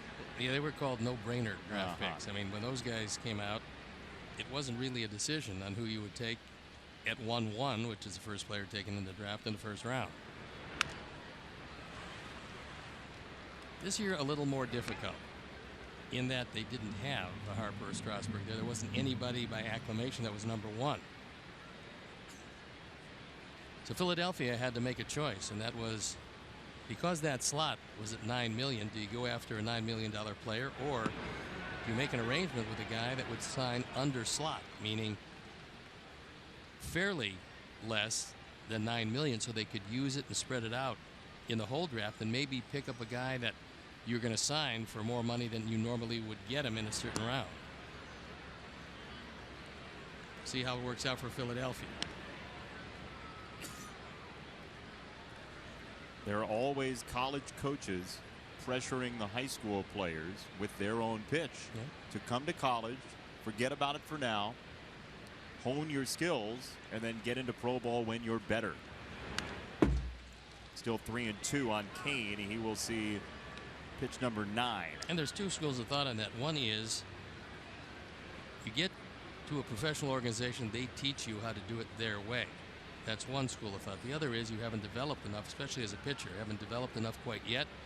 Maybe those couple of years will help you in that respect. Sale strikes out Cain. 6th punch out tonight for the lefty from Florida Gulf Coast. Well, and the one thing I think parents realize, and sometimes that's part of the pitch too from college coaches, is every year there's a new influx of talent. This draft happens every season. Yep. And so you can get lost in the shuffle if you're not playing up to the standards that the team expects from you. Well, that's why, especially for a pitcher, if you can get the money you're interested in, there's no guarantee going to even the best of college programs you're not going to get hurt in the early going there, and all of a sudden that draft stock goes way down. You pass up $3, $4, $5 million that you might never get back, because the draft history is dotted with guys who did that only to come up injured, and that was it for them. I mean, guys that turned down huge money, and this isn't to downplay the advantage of going to college, because I did go to college. I benefited from it. And you'd go again. I would, only because I think not only physically, but it was the years of maturation process emotionally that helped in college. Another strikeout for Sale. He reached back for 96. 2 away. The K-zone is ecstatic as Chris Sale starts to heat it up, and that was a good fastball. So Morales goes down on strikes for the second time. We're going to be out in that K-zone, weather permitting, on Wednesday. Yes. I'm waiting with bated breath. Oh, we were out there before. Down the right field side, this is just foul from Perez. Of course, this being your first year, you will enjoy all the splendor out there. Actually, if it's a nice day, nice moderate temperatures, very nice spot to be. I love being around the fans. Especially if Chris Sale is having one of those days where he's striking out a whole lot of guys and the K-zone is going wild. You and I will go wild with them. Unquestionably. Yeah. Will you bring Hawaiian shirts for everybody is the question. For everybody? Depends on how many I can appropriate from Hawaiian Shirt Day here tomorrow. Well, you need to take some from Ryan Lefevre in the Royals TV booth, who claimed before the game that he has roughly 90 Hawaiian shirts. I would like to see them. That seems like a large number. Yes. He has an abundance of Hawaiian shirts. 2-1 from Sale.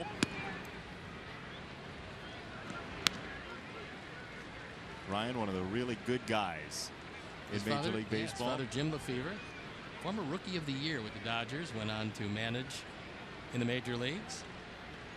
Was the Cub manager for a while. Very serious there, Ryan did. High fly ball center field. Eaton going back at the warning track, and it leaves. Third solo shot tonight for the Kansas City Royals.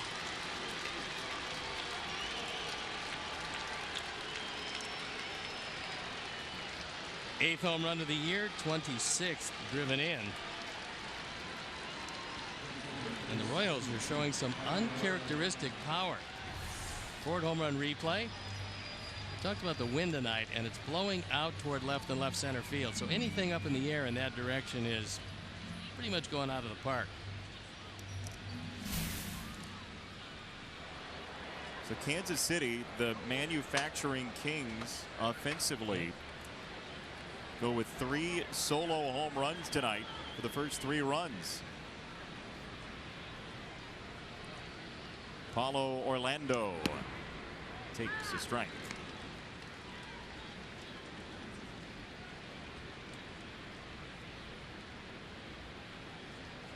Royals had gone 2-by-2 with the strikeouts to start the inning. Anderson not in time. Terrific play and unbelievable range, but you're not going to get a guy with world-class sprinter speed at first base on that play. Even though Orlando got out of the box a little slowly, Anderson with huge range. Didn't miss him by much at first, and Orlando can really run. Nice pick by Jose, and here comes Don Cooper, wanting once again to have a talk with Chris Sale.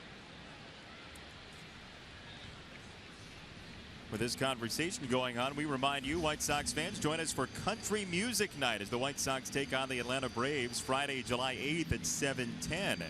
Be sure to stay after the game for a post-game fireworks show presented by Coca-Cola. Very fitting with Atlanta in town. To purchase tickets, visit whitesox.com. So they break it up as Chad Fairchild goes out to get things rolling once again.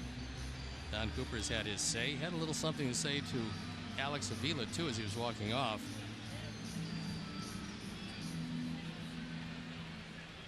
He got Cuthbert the last time he looked at him in a key situation in the 4th inning. Struck him out swinging. 2 on, 2 out at that point. Tying run at the plate, Orlando at first. And a very, very strong cut by Cuthbert.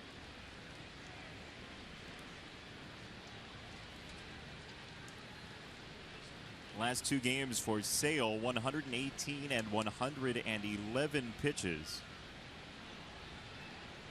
Against the Royals and Tigers, he is at 97 tonight, both miles per hour on that pitch and total pitches now.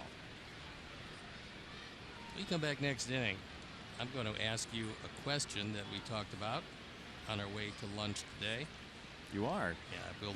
I told you, I promised you I wouldn't mention paying for lunch, but well, thank you for not doing that. Okay. 1 and 2. And it was, you know, it was an interesting question. I want to get your take on it, and we will hold it in abeyance, counselor, until we get back after hopefully it is out.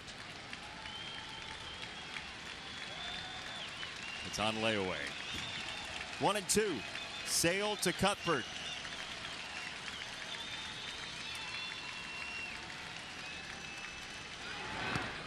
Two balls, 2 strikes. So after 2 strikeouts, Perez the home run, Orlando the infield single, and Sale looks skyward for inspiration on 2-2.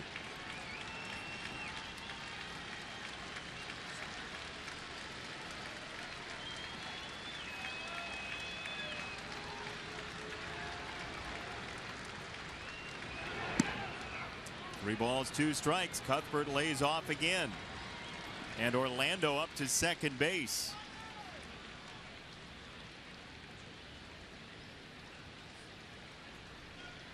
So on pitch number 100, the running Royals take off, steal it uncontested.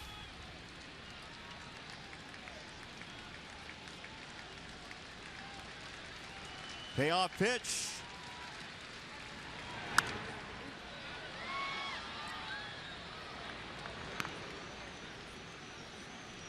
Cuthbert has had trouble with the strikeout this year. 3 walks, 26 punchouts, and 7 of those in his last 4 games.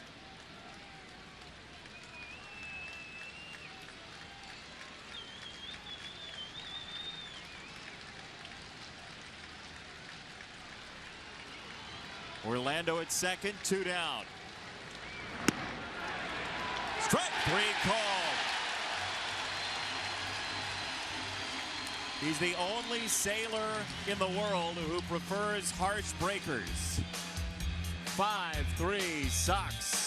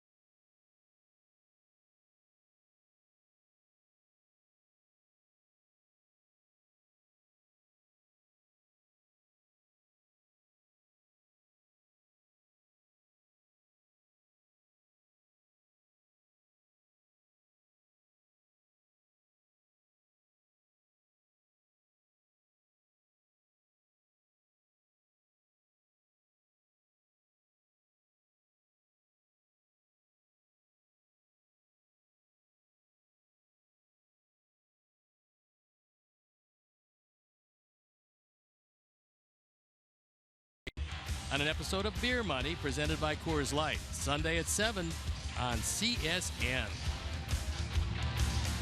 I love Beer Money. Bottom 6. 5-3 Sox with the lead. You had a question for me. I do. And that question is about pitching coaches, and we've seen many good ones. Don Cooper, certainly one of them. We just saw Mike Maddox, who left town with his Nationals, but you don't find too many great pitchers that become great pitching coaches. So why would you think that would be? It may depend. However, some guys, and you know, not being a top flight athlete myself, but some people who are so good at the thing they're trying to teach don't know how to teach the basics of what they did simply because they've done it. They just do it. It just happens for them. I think that's certainly accurate. Sliced up the middle and past Cologne for J.B. Shuck, who's on with a leadoff single. Let's take, for instance, a great pitcher who had a wonderful slider. And let's just throw out the name of Fergie Jenkins, a Hall of Famer who pitched with a lot of different teams. Certainly He was a Cub pitcher. That's where he came to fame, but originally started in the Philadelphia organization and 125 with Texas Rangers. He could throw a slider low and away on the outside corner just about each and every time he wanted to. When he went to try to teach it, it was difficult for him because what he did naturally, I mean, what made him a Hall of Famer is the fact that he could do that. And trying to tell somebody else who was much less talented how to do it becomes a problem. And so you find guys like Mike Maddox, Larry Rothschild, Don Cooper. You can look around baseball, Mickey Callaway from the Indians, guys who teach really well were just not great pitchers themselves because they really had to work at it. A lot of them were major league pitchers, some of them weren't, but they had to really work at whatever they've achieved, and for those guys it's worked well. But the great ones very rarely become good pitching coaches. This could be a double play. Colon, Escobar, whoa! So much for that. Pretty good slide at second base. You just don't see the double plays affected by the runner anymore because of the rule.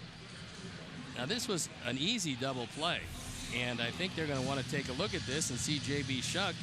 Now he does slide. He goes right into the bag. That's a clean slide. I know they want to take a look at it, but there's nothing to take a look at. That just was a bad throw by Escobar. He went right to the bag with his front foot. He didn't go out of the baseline, and no error charge, but no double play either. Good slide by J.B. The only argument you could make if you were Kansas City is that he slid early. Better sliding early than late. And better late than never. So certainly better early than never. And a stitch in time saves 9. You got what else? I don't need 9. We're in the 6th. Ball 1 to Avila, with Laurie now at first. And Alex delivered an opposite field home run as Laurie and Avila went back to back in the 4th.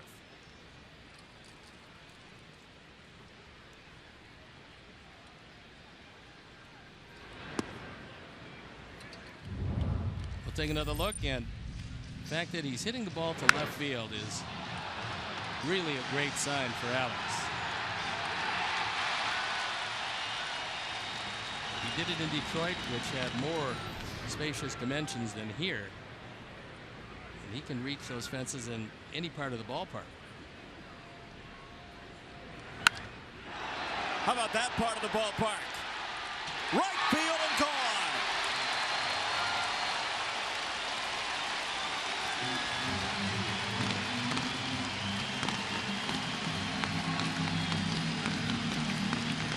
Two home runs for Alex Avila. When you start taking the ball out to left, eventually they're going to make a mistake inside. Then you take it out in right. Our 4th home run replay, and 4 home runs given up by Ian Kennedy. This a fastball. It was on the inner third, and Alex Avila. That's one of the few times we've seen that short, quick swing. Kept his head down, got the bat in a perfect spot, and hit it on a sweet spot, a line drive home run. This is the 5th 2-home run game of Alex Avila's career. The last one came against Kansas City 3 seasons ago on September 15th.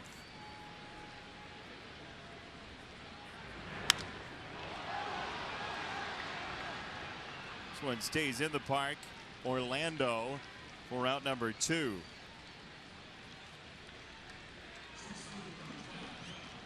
That is a 7 along the line that the White Sox have scored here this evening.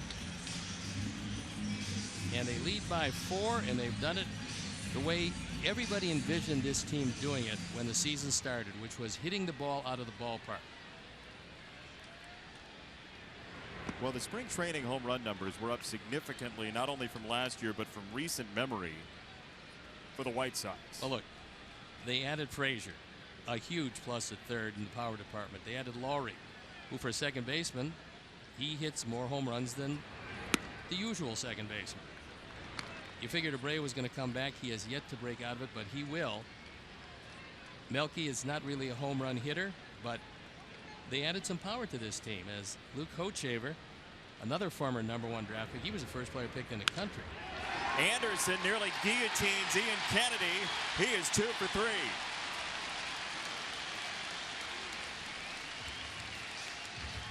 The fans giving him a standing ovation.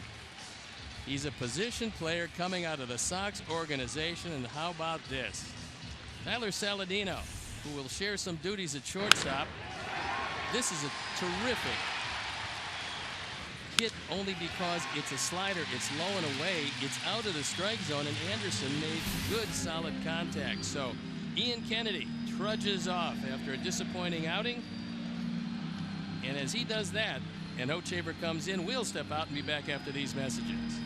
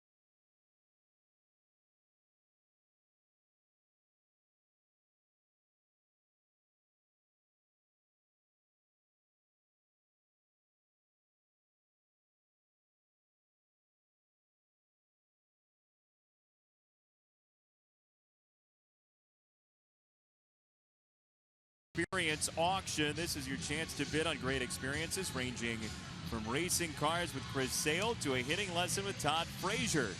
Bidding ends Saturday, 4 p.m. So get your bid in now. To bid, visit whitesox.com/ultimate auction. Time now for the Midas Tire and Auto Service experts call to the pen. And it is Luke Hochevar. Hard throwing right-hander out for the 27th time. He's 1-0. 2.96 ERA, 28 strikeouts and 24 in the third. The opponent's hitting just 198 and only a couple of home runs allowed. That should be put to the test here tonight. And Hochevar was a starting pitcher his entire career until hurting his arm. He never really got from the Royals what he thought he could give to them, which was a number 1 or 2 starting pitcher. But when they moved him to the bullpen, it became a whole new world for Luke Hochevar, and he's been very good since. His first opponent, Adam Eaton, with Tim Anderson at first, who draws a glance already from Hochevar.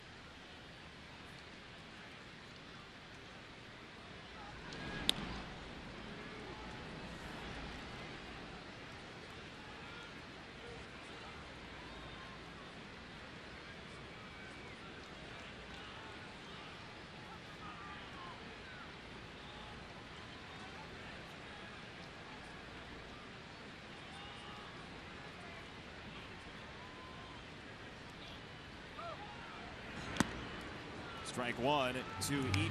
Tim Anderson entering this season was 83 out of 105 in stolen bases after 49 last year with AA Birmingham. He had 11 in 15 attempts with AAA Charlotte this season. So if he's thinking about going against the man behind the plate, it's a pretty good task to try to accomplish because Perez is excellent.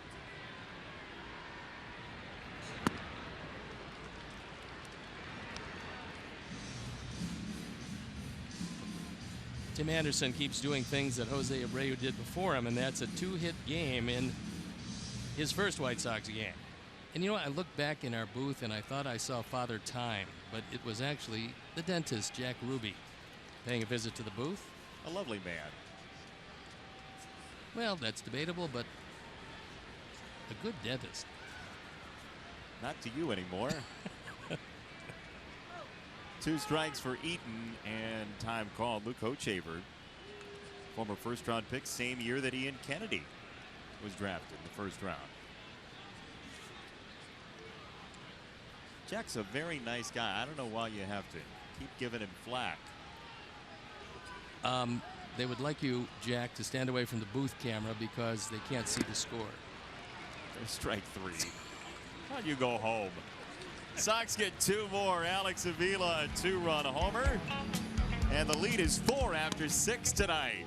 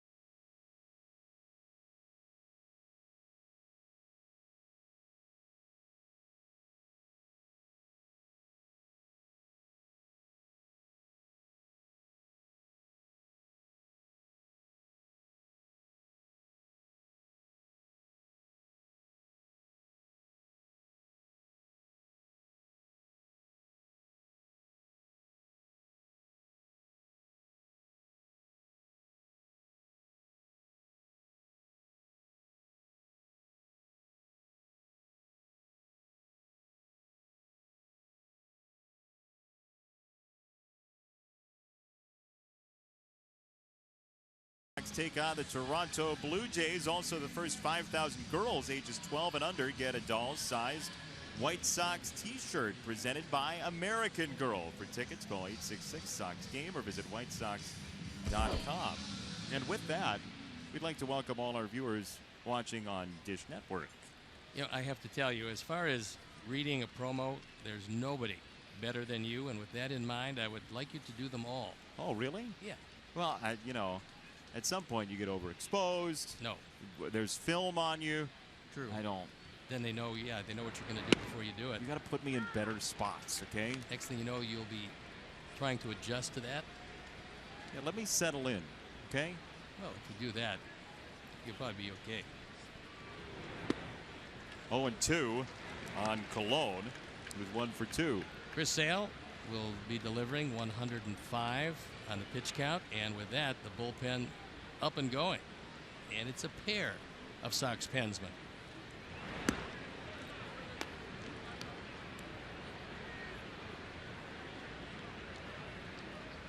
Eight strikeouts tonight for Sale. The 1 walk that came of Orlando in the 2nd inning. 2-2. And the Sox pen. Zach Putnam, Dan Jennings.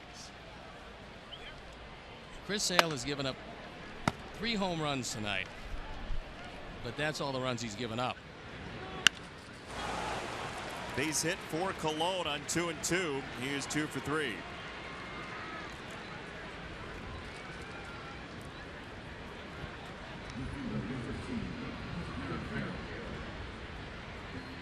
What do you think?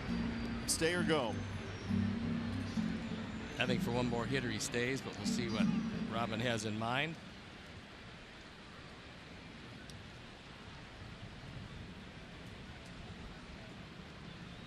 Mega Millions, by the way, up to $280 million. Wasn't it that last night too, or 2 nights ago? That's only because the drawing, I believe, is tonight. Oh. So if I do win, I will. No, I won't split it, but I'll share it with you. Left field, down the line, and a fair ball for Whit Merrifield. Melky gets to it and holds Cologne at third. 2nd and 3rd. Nobody out for Kansas City in the 7th inning. And now you would think that Robin would come out. Right now waiting for his pitchers in the pen to get a few more pitches, and we'll take a look at a fastball. No, a changeup that caught too much of the plate, and Merrifield with his second hit.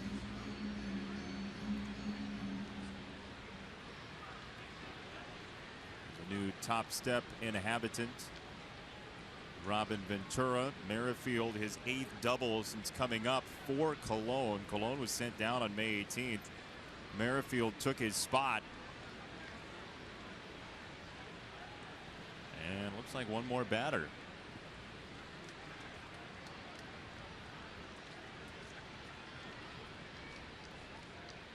Escobar has seen Sale for 59 at-bats in his career.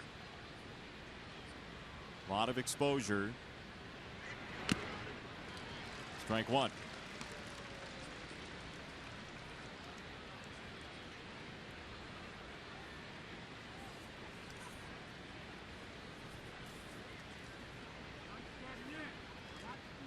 You got to try to walk this guy.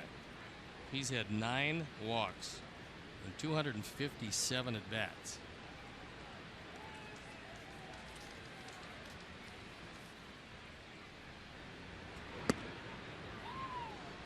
Ball and a strike on Escobar. 7-3 Sox with the lead. First game of 9 in a row against the American League Central.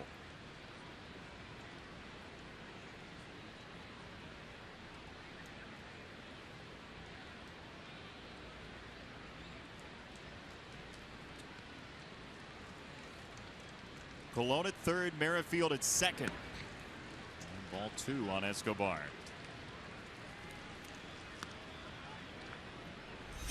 Take a look at the comparison this year to last year. Chris Sale's ERA much better this year than last. The innings, well, right about the same. Hits right about the same. Walks very similar. Strikeouts a few less this year, but 3 complete games for Chris Sale, and so he's starting out to put together a pretty big year. He's got to extricate himself from this one.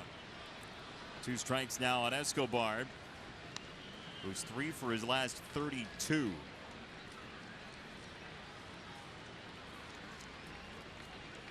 know, Chris Sale's start was so perfect that 3 starts with a couple losses and a no decision. And yeah, a lot of folks are wondering if Chris Sale still has it. He still got it. But this has always been a tough team for him. He was 7-9 coming in against Kansas City. 2-2. Anderson can't get there. The Royals are back on the board at 7-4. And the tying run's coming up with nobody out in the 7th inning. It's Eric Hosmer, who's twice gone deep tonight. And here comes Robin Ventura. An effort to save the bullpen has seen Kansas City put together 3 straight hits.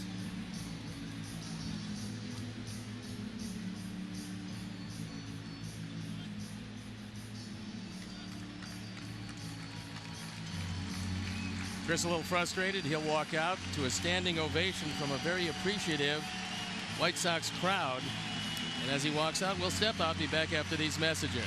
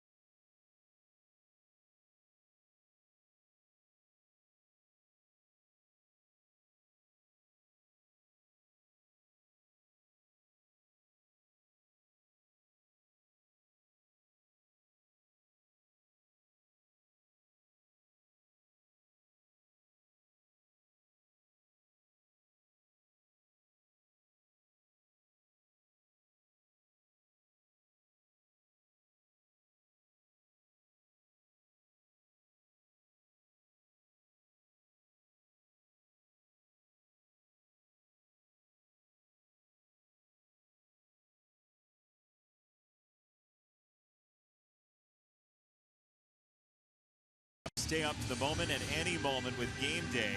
Live game video highlights, StatCast, news, and more. Download MLB.com at Bat, the #1 app for live baseball on your phone and your tablet. Time now for the Midas Tire and Auto Service experts called to the pen, and it is Dan Jennings, who comes on to face a man who's already hit a couple of home runs tonight, Eric Hosmer, on for the 22nd time. ERA at 1.98 and going down lately. He inherits some trouble. Runners at the corners and nobody out.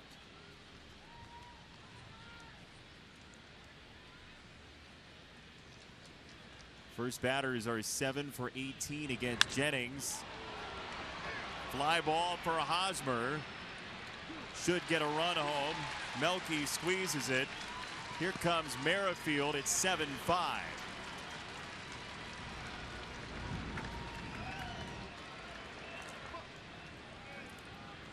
Here comes Robbins, so he got the out, lefty to lefty, and now with Kane coming up, he's going to make a change. So as Jennings departs, so will we. Briefly, we'll be back after these messages.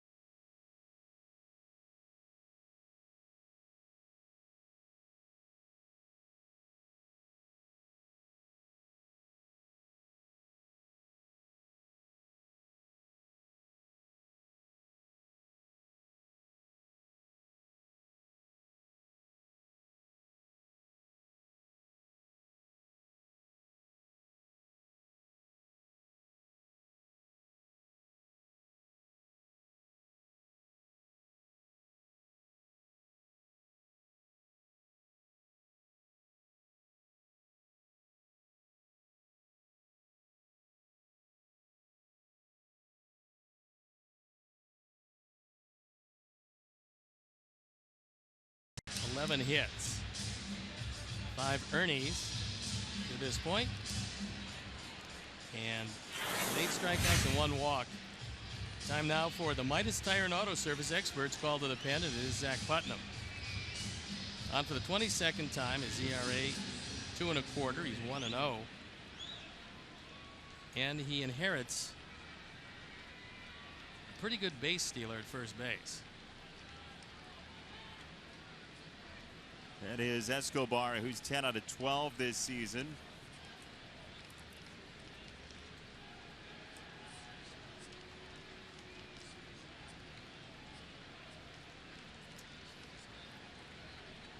Lorenzo Cain just 1 for 7 in his career against Putnam.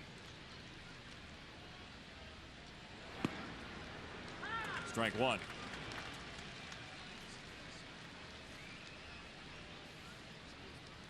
Lately, Zach Putnam's splitter has been exceptional.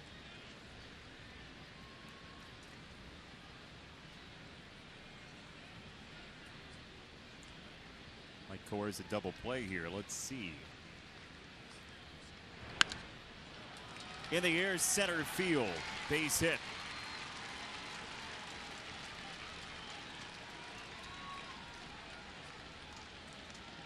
Second hit of the night for Lorenzo Cain. Here comes Don Cooper. 2 on, 1 out. Kansas City has 2 runs in the inning on 4 hits. We talked about Morales last time up, grounding to 8 double plays this year. They've all come from the left side, where he's hitting 164, and that's how he will look out at Zach Putnam. If he can coerce the ground ball, it undoubtedly will be 2 if there's anything on it.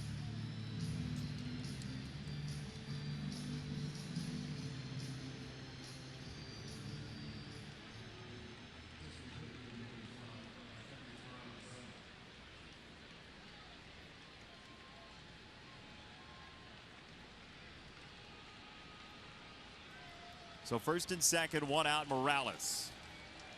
0 for 3, 2 strikeouts. And strike 1, there is the splitter. Then one down and out of the zone. The good splitters will do that. Hitter's eyes identify the fastball, and then it just starts to dip.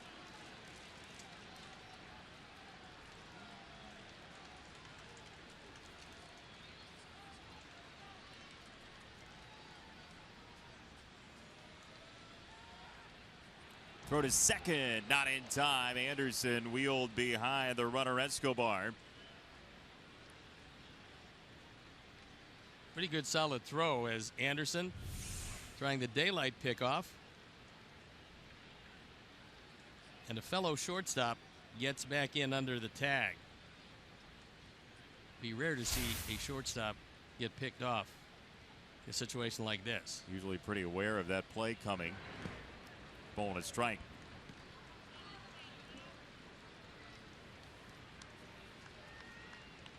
Or at the very least, the availability of the play.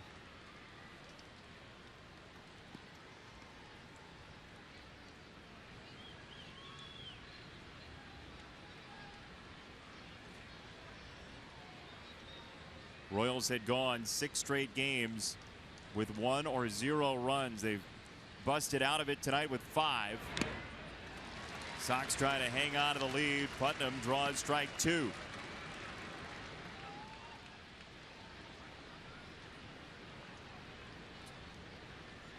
Ned Yost trying to figure out why his team has been as streaky as it's been. To his left is Dale Swaim, former Cubs manager.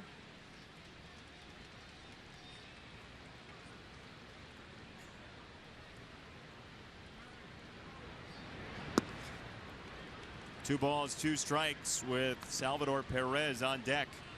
That time Zach had his front foot slip out from under him, and now he makes an adjustment on the mound.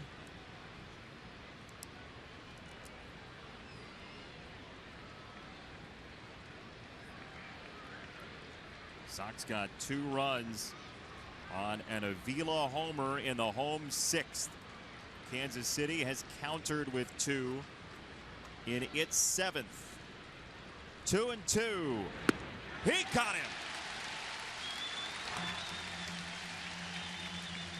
That is 3 strikeouts in his 0 for 4 night for Kendrys Morales.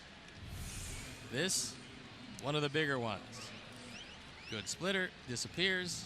Morales sits down and leaves it up to a pretty tough hitter, Salvador Perez. He'd scuffled recently, driving in runs. No RBIs since May 25th. He broke that last time up with a solo home run.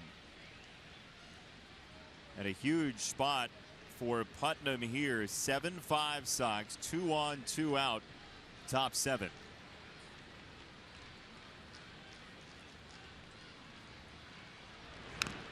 Tip foul. How do you pitch him here? If you go in off the plate, that's pretty much a show me pitch. I got to go and try to stay away from it. We saw how much power he has with his home run last inning. In a situation where a home run puts you ahead, you just assume that he have to reach out and try to pull the ball at least. Coming in. Ball 1.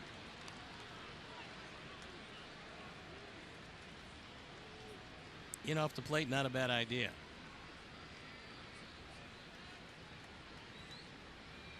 Michigan man, Zach Putnam, trying to quiet the Royals in the 7th. Check swing. He did go 1-2. Perez doesn't think so. He thought he checked it up. We'll look at it from the side, and that's the view that Chris Guccione has, and we caught a break. He did not swing it that way. Not reviewable. No. Splitter? I would think so.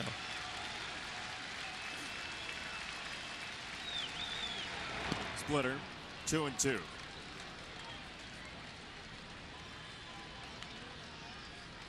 Very pained at bat for Perez. A lot more painful the last time we saw him, because he and Cuthbert collided up the third base line and put Perez out for a while. Kane at first, Escobar at second. 2-2, Putnam ready to go. Check swing, ball low. He works, strike three. Inning over. 7-5 at stretch time.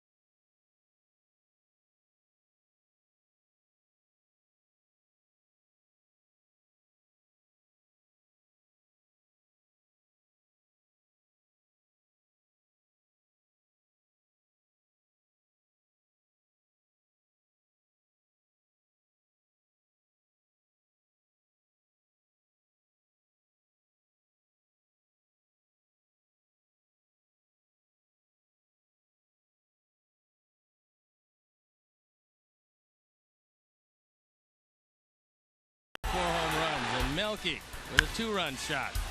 Brett Laurie, a solo home run, followed up by Alex Avila, his first of two, and there's the second of two. One to left, one to right. The Xfinity high-speed action replay, and Coach Saber, who came in the game in relief of Kennedy. And after being rung up a couple of times by Chris Guccione, he is giving the heave-ho to the feisty former skipper of the Cubs, Dale Swaim, the hitting coach of the Royals, who took exception to, well, at least a couple of those calls. That's John Olerud's cousin getting thrown out of the game. Really? Yeah. John Olerud, big fan of his. He was a good hitter. Tremendous hitter. Ball one to Jose Abreu. What's the old Ricky Henderson story about John Olerud? Well, John Olerud wore a helmet all the time, a hard helmet, whether in the field or at bat. They became teammates. Oh, that one boy. got Chad Fairchild, and he went down to one knee.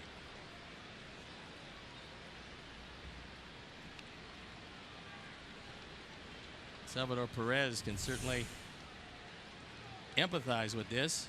That's the second time he's been hit off the right shoulder.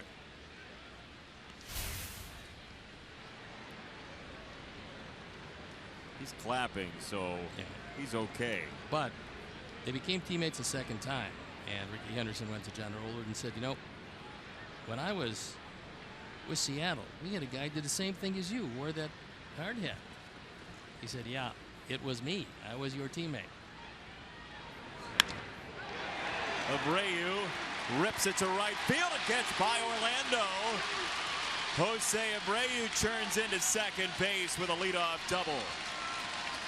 Time to get a few more here as Jose crushed that one, and Orlando tried to cut straight across and cut it off. It was hit so hard that it skipped on by him. So a high fastball out over the plate, and Jose crushes it, swinging it a whole lot better. Hit a line drive to Cuthbert last time. He's got 2 hits and a run batted in.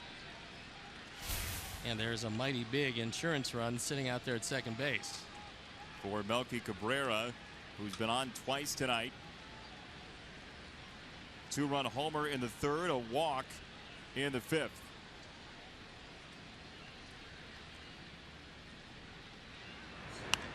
Well, Ricky could steal some bags, and he could steal your heart pretty quick.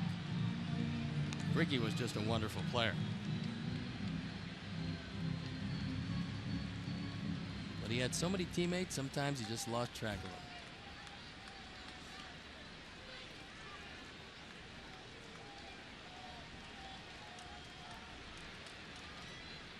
Strong contact hitter Melky Cabrera hits this one in the air, left center field.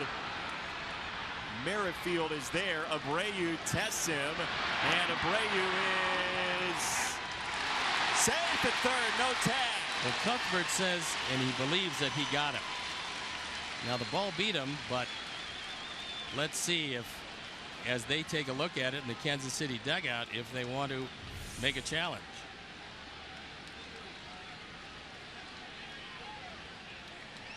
I don't know. You can definitively say he got him.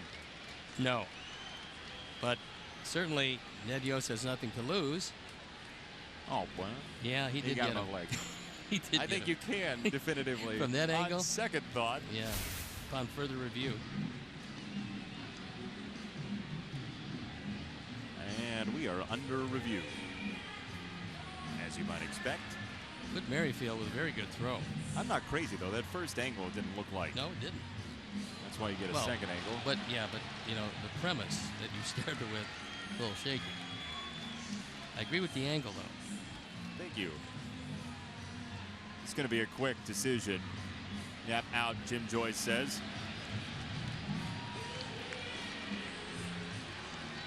Sox fans, show your team pride with a White Sox checking and an official White Sox MasterCard debit card, only available at your local Wintrust Community Bank. Go to wintrust.com/Sox to learn more. Wintrust Community Bank, member FDIC. See, that's the hazard of being an umpire.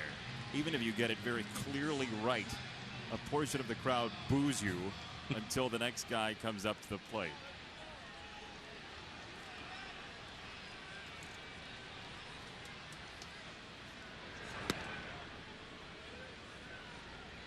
Ball 1 to Frazier, who's grounded out 3 times, all against Ian Kennedy.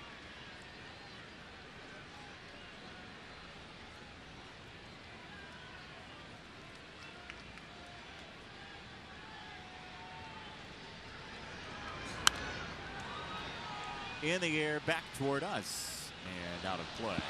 Nate Jones loosening in the pen. You would think with a 2-run lead late, Nate would step up for the 8th. We saw Mr. Jones for 4 batters last night, 2 strikeouts, a fly out, and a ground out. Arching hook for a called strike.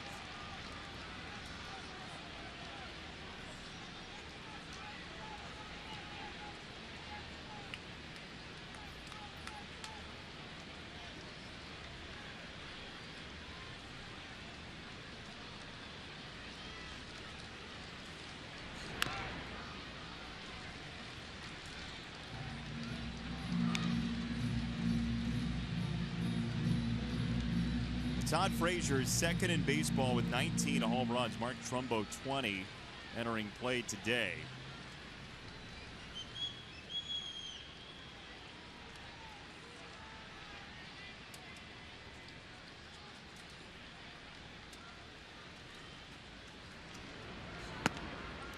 Upstairs, 2 balls, 2 strikes.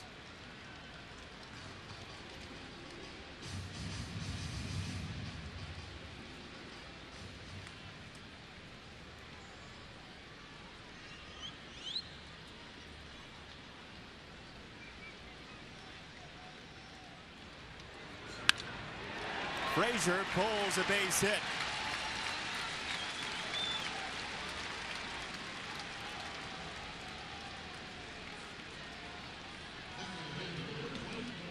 Here's a good story from draft day for you. We'll get to that after we see Frazier's hit. He just reaches out. He got what appeared to be a slider and drove it into left field. Talking about the draft. Today, the Blue Jays took Cavan Biggio, the son of Craig Biggio, with a 5th-round pick, 162nd overall. The guy who announced the pick was quite the surprise to Cavan Biggio. It was his older brother Connor, who's an intern in the commissioner's office. That's great. Isn't that neat? Yeah, it is.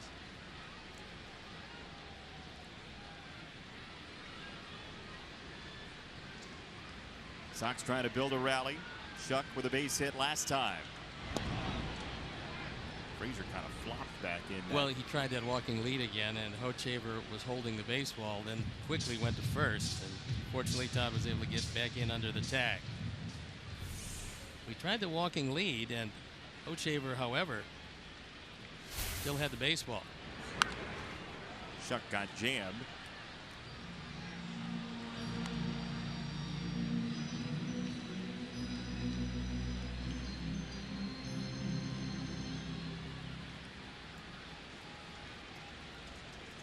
J.B. Shuck, whose stellar pitching performance finished the game a couple nights ago against the Nationals.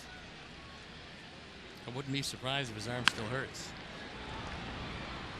Cologne retires Shuck. 2 hits in the inning, no runs. Sox lead by 2 after 7 tonight in the series opener.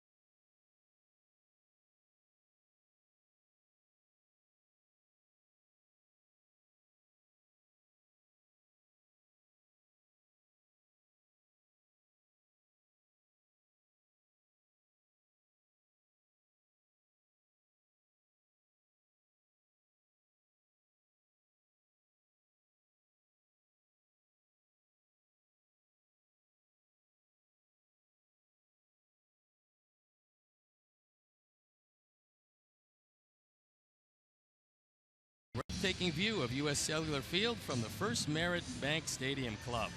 Memberships available to season ticket holders and open before, during, and after every home game. First Merit Bank Stadium Club is also perfect for non-game day events, including weddings and corporate parties.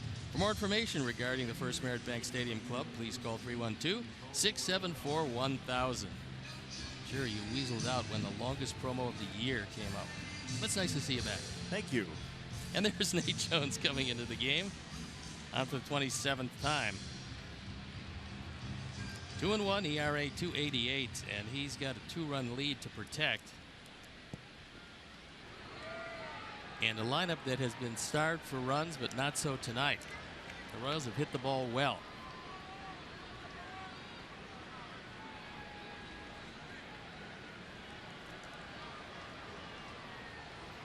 Orlando 1 for 2, a walk, a strikeout, and a single, and a bunt. Third base side of the mound. Frazier got him.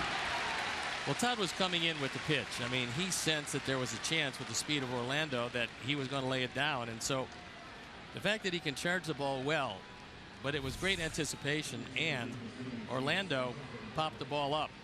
So a much easier play on one hop than it would be had it hugged the grass. And Todd makes a good play.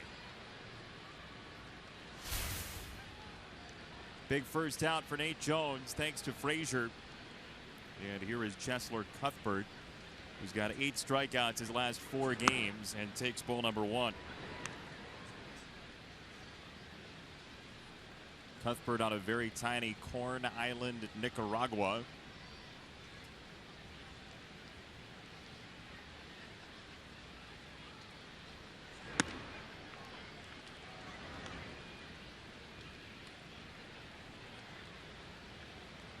Talked briefly about it. Last time the Royals were in town, he was a Red Sox and Yankee fan growing up because those are the only teams he could watch on television in Corn Island. It's not a sprawling metropolis, huh? It's more an island.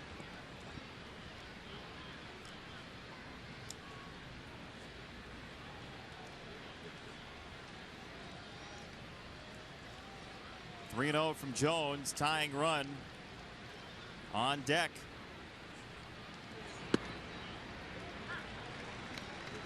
Three and one on Cuthbert.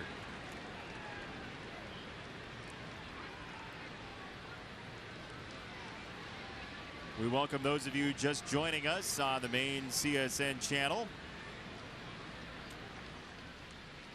Sox lead 7-5, and this ground ball up the middle. Laurie has to throw on the move, and Abreu stretches for the second out. Neatly done.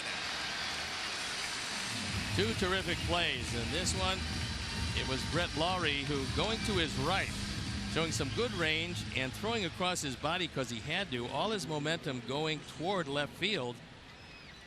Fortunately, this one skipped well in front of Abreu. He keeps the foot on the bag, and 2 up, 2 down. Good, solid defense.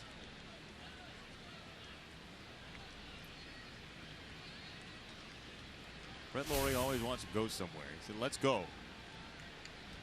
After that play, that get a little exciting. That was a good play. He's going to become Let's Go Laurie. 2 out. Ball 1 to Cologne.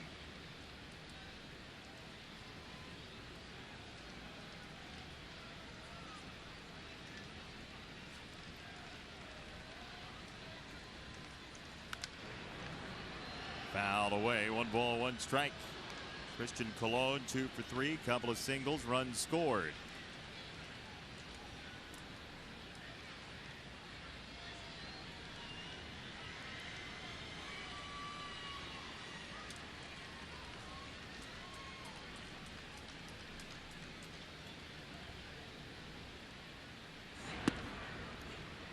Inside 2-1 for Cologne. On the Sox bullpen tonight, Jennings came in, got a fly ball in the 7th. Putnam gave up a single, but 2 strikeouts and then 2 groundouts for Jones. And this flare to Anderson retires the side. So the Sox bullpen has faced 7 batters. 6 have been outs. 7-5 Sox after 7.5.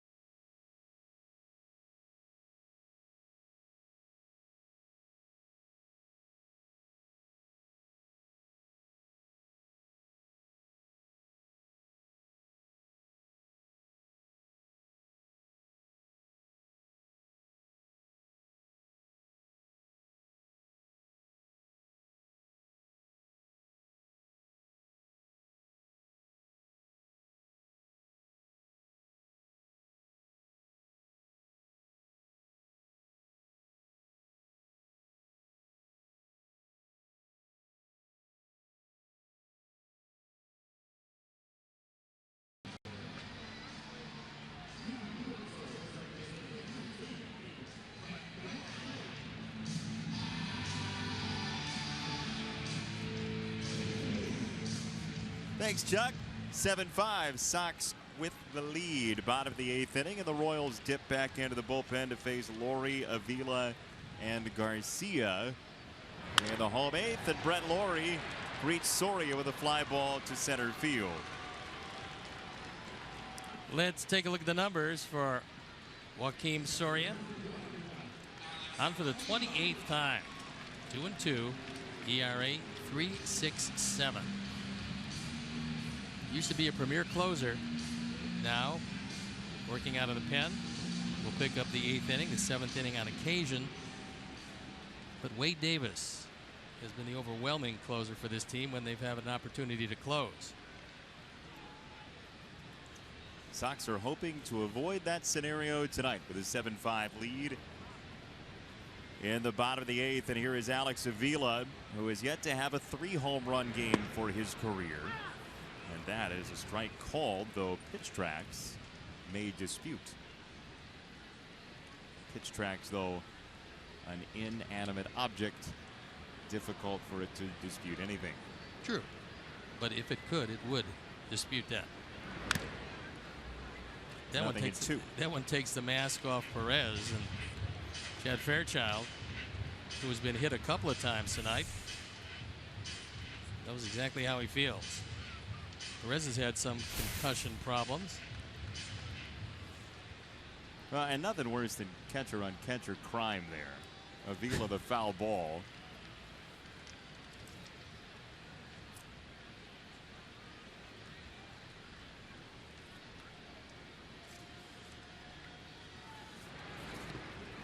In the dirt, 1-2 on Alex Avila, who hadn't driven in a run since May 19th, but he did it with a significant piece of cloud tonight. A solo homer in the 4th, a 2-run homer in the 6th, 3 knocked in, and a 2 for 3 as the Sox try to hang on to this lead against Kansas City in this series opener and go to 2-2 on the homestand.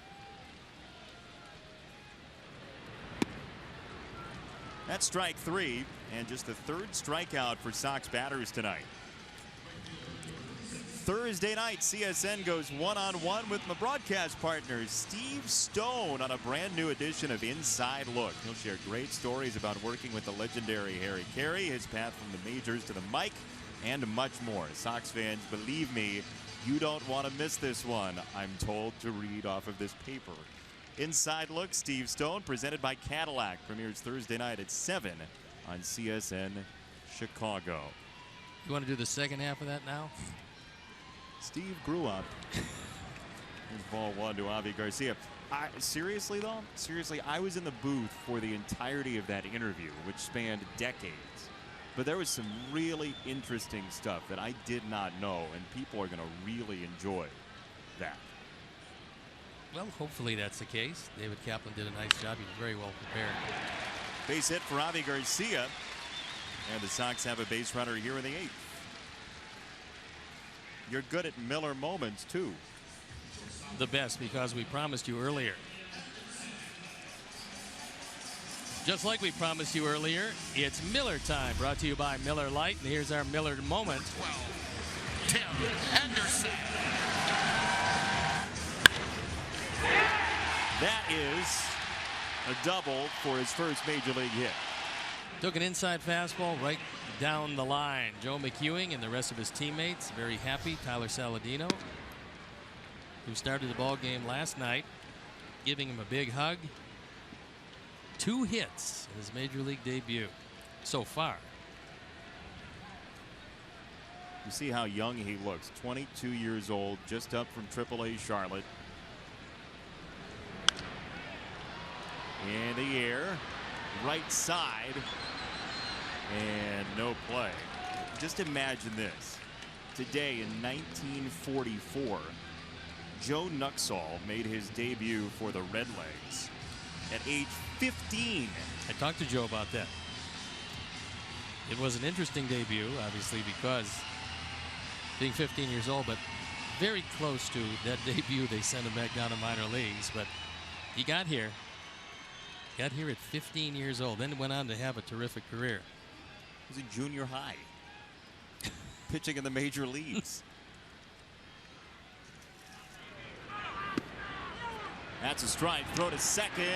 Out. Looked like he was safe at second, but we'll wait to see. Sox have a challenge. They can also ask for the review. This being after the 6th inning, as Avi Garcia tends to a leg abrasion. And Robin's going to go out and give the universal sign for either earmuffs or replay.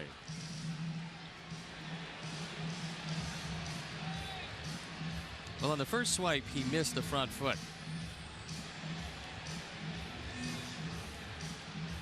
Goes and hits him on the knee, and we'll see if, in the estimation of the folks in New York, if the tag was there. The call on the field is out. Now we'll see if it stands. While we have a moment, too, you said you talked to Joe Nuxall about that debut. As the story goes, or at least what I've read, he had to borrow somebody's cleats because he didn't have cleats of his own, and he tripped on the top step of the dugout running out to the bullpen at age 15. I think he's out. Yeah, I think so too.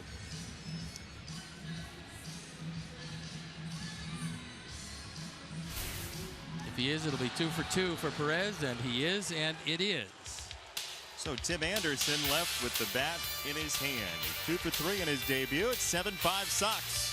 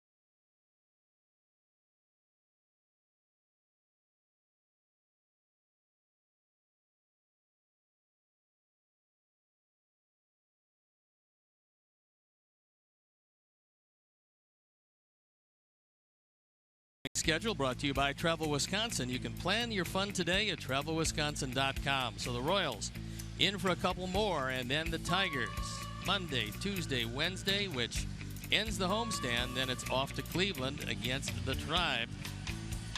And there you look at the upcoming schedule. So David Robertson comes into the ball game. He picked up his 14th save last night, looking for 15 here tonight, on for the 23rd time. Last time the Royals saw Robertson, it was back on May the 28th with that comeback of 7 runs in the 9th inning. Merrifield first, ball number 1.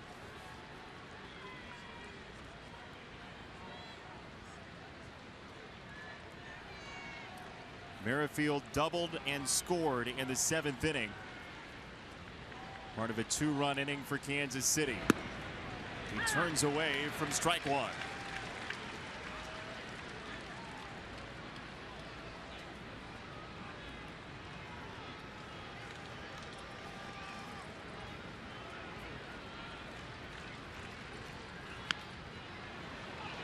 Robertson off the mound.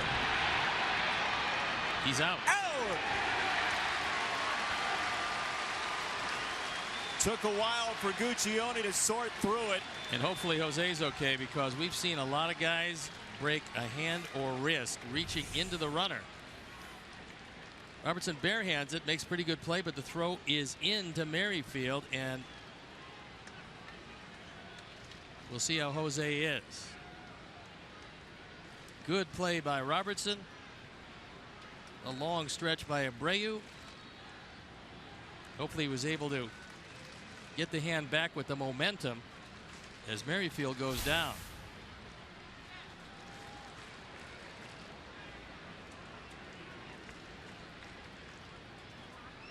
Jim Joyce and Robin Ventura have words, and Abreu looks okay.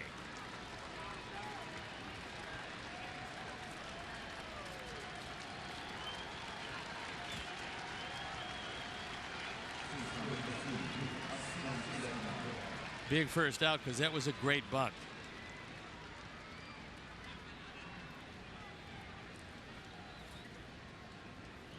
Escobar 1 for 4 with an RBI single.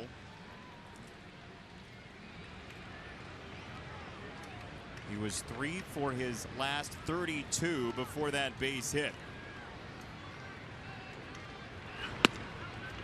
Strike one.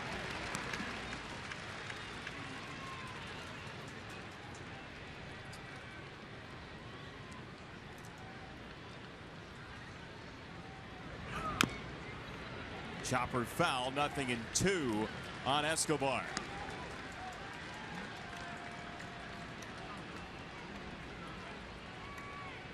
Royals had come in losers of 7 straight. Sox trying to get back over 500. 1-2. Pretty nice stop by Alex Avila just for practice.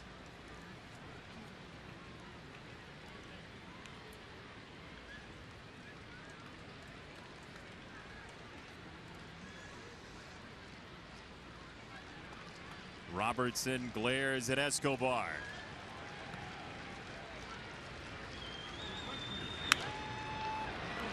Center field, Adam Eaton casualty for out number 2 here in the 9th.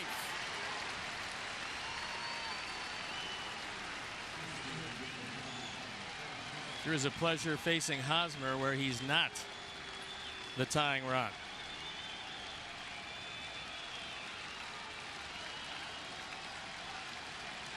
First game of 9 in a row against the division. Has 1 out remaining if the Sox can get it. Hosmer's driven in 3, twice himself.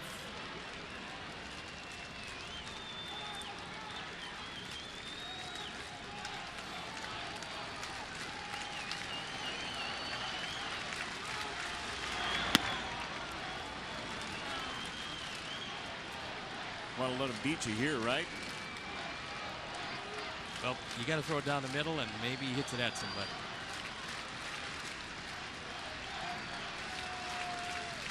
Two and 0. That is a strike. Hosmer taking all the way. He realizes not representing a tying run. His job is to get on base, so he was going to make David throw him a strike.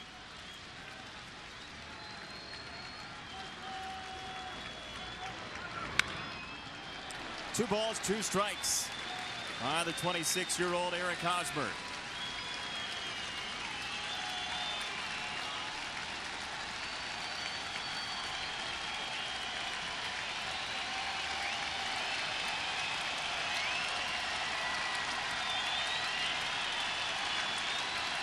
Two and 2.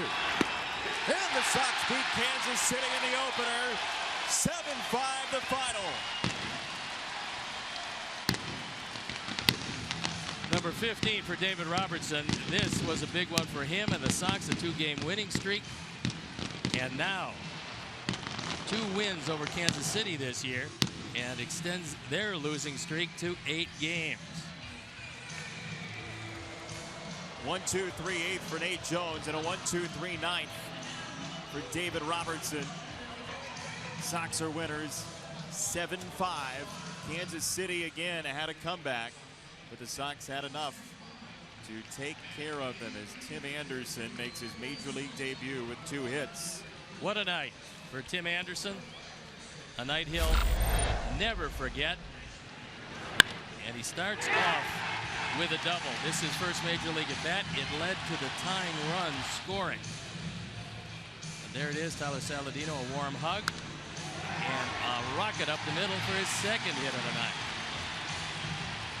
So Tim Anderson with his first 2 major league hits, and the Sox win it with some great energy in the ballpark tonight.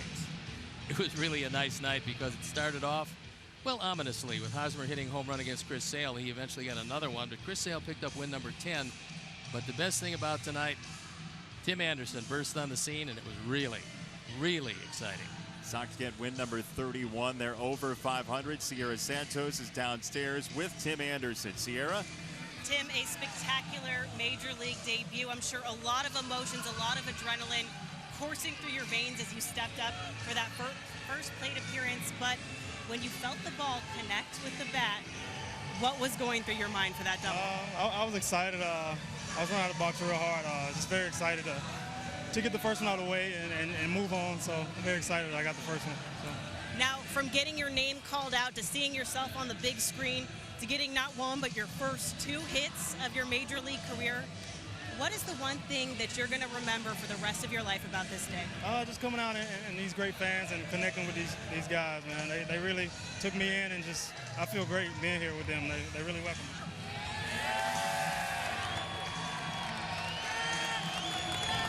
And what major league debut wouldn't be complete without a nice shower? Congratulations, Tim. Back to you guys up in the booth. Steve? Well, thank you, Sierra, and an exciting night. Tim Anderson was one of the stars of the show. There were a few as the Sox found their offense tonight, and they needed each and every run. And we said it. You start 9 straight against the division. This is a big possible turning point, closing in on the middle of the year. And hopefully more of the same tomorrow night. We will see you tomorrow. I'll be here. Sox and Royals coming up from U.S. Cellular Field. As we say goodnight for our director, Jim Angio, producer Mike Leary, associate producer Chris Kamka, tech manager Mark Harper, and the executive producer Jim Corno Jr. He's Steve Stone. I'm Jason Benetti, and we say so long from U.S. Cellular Field. Coming up next, Subaru Postgame Live with Chuck and Bill. They're here and raring to go. You've been watching Chicago White Sox baseball on Comcast Sportsnet. Good night.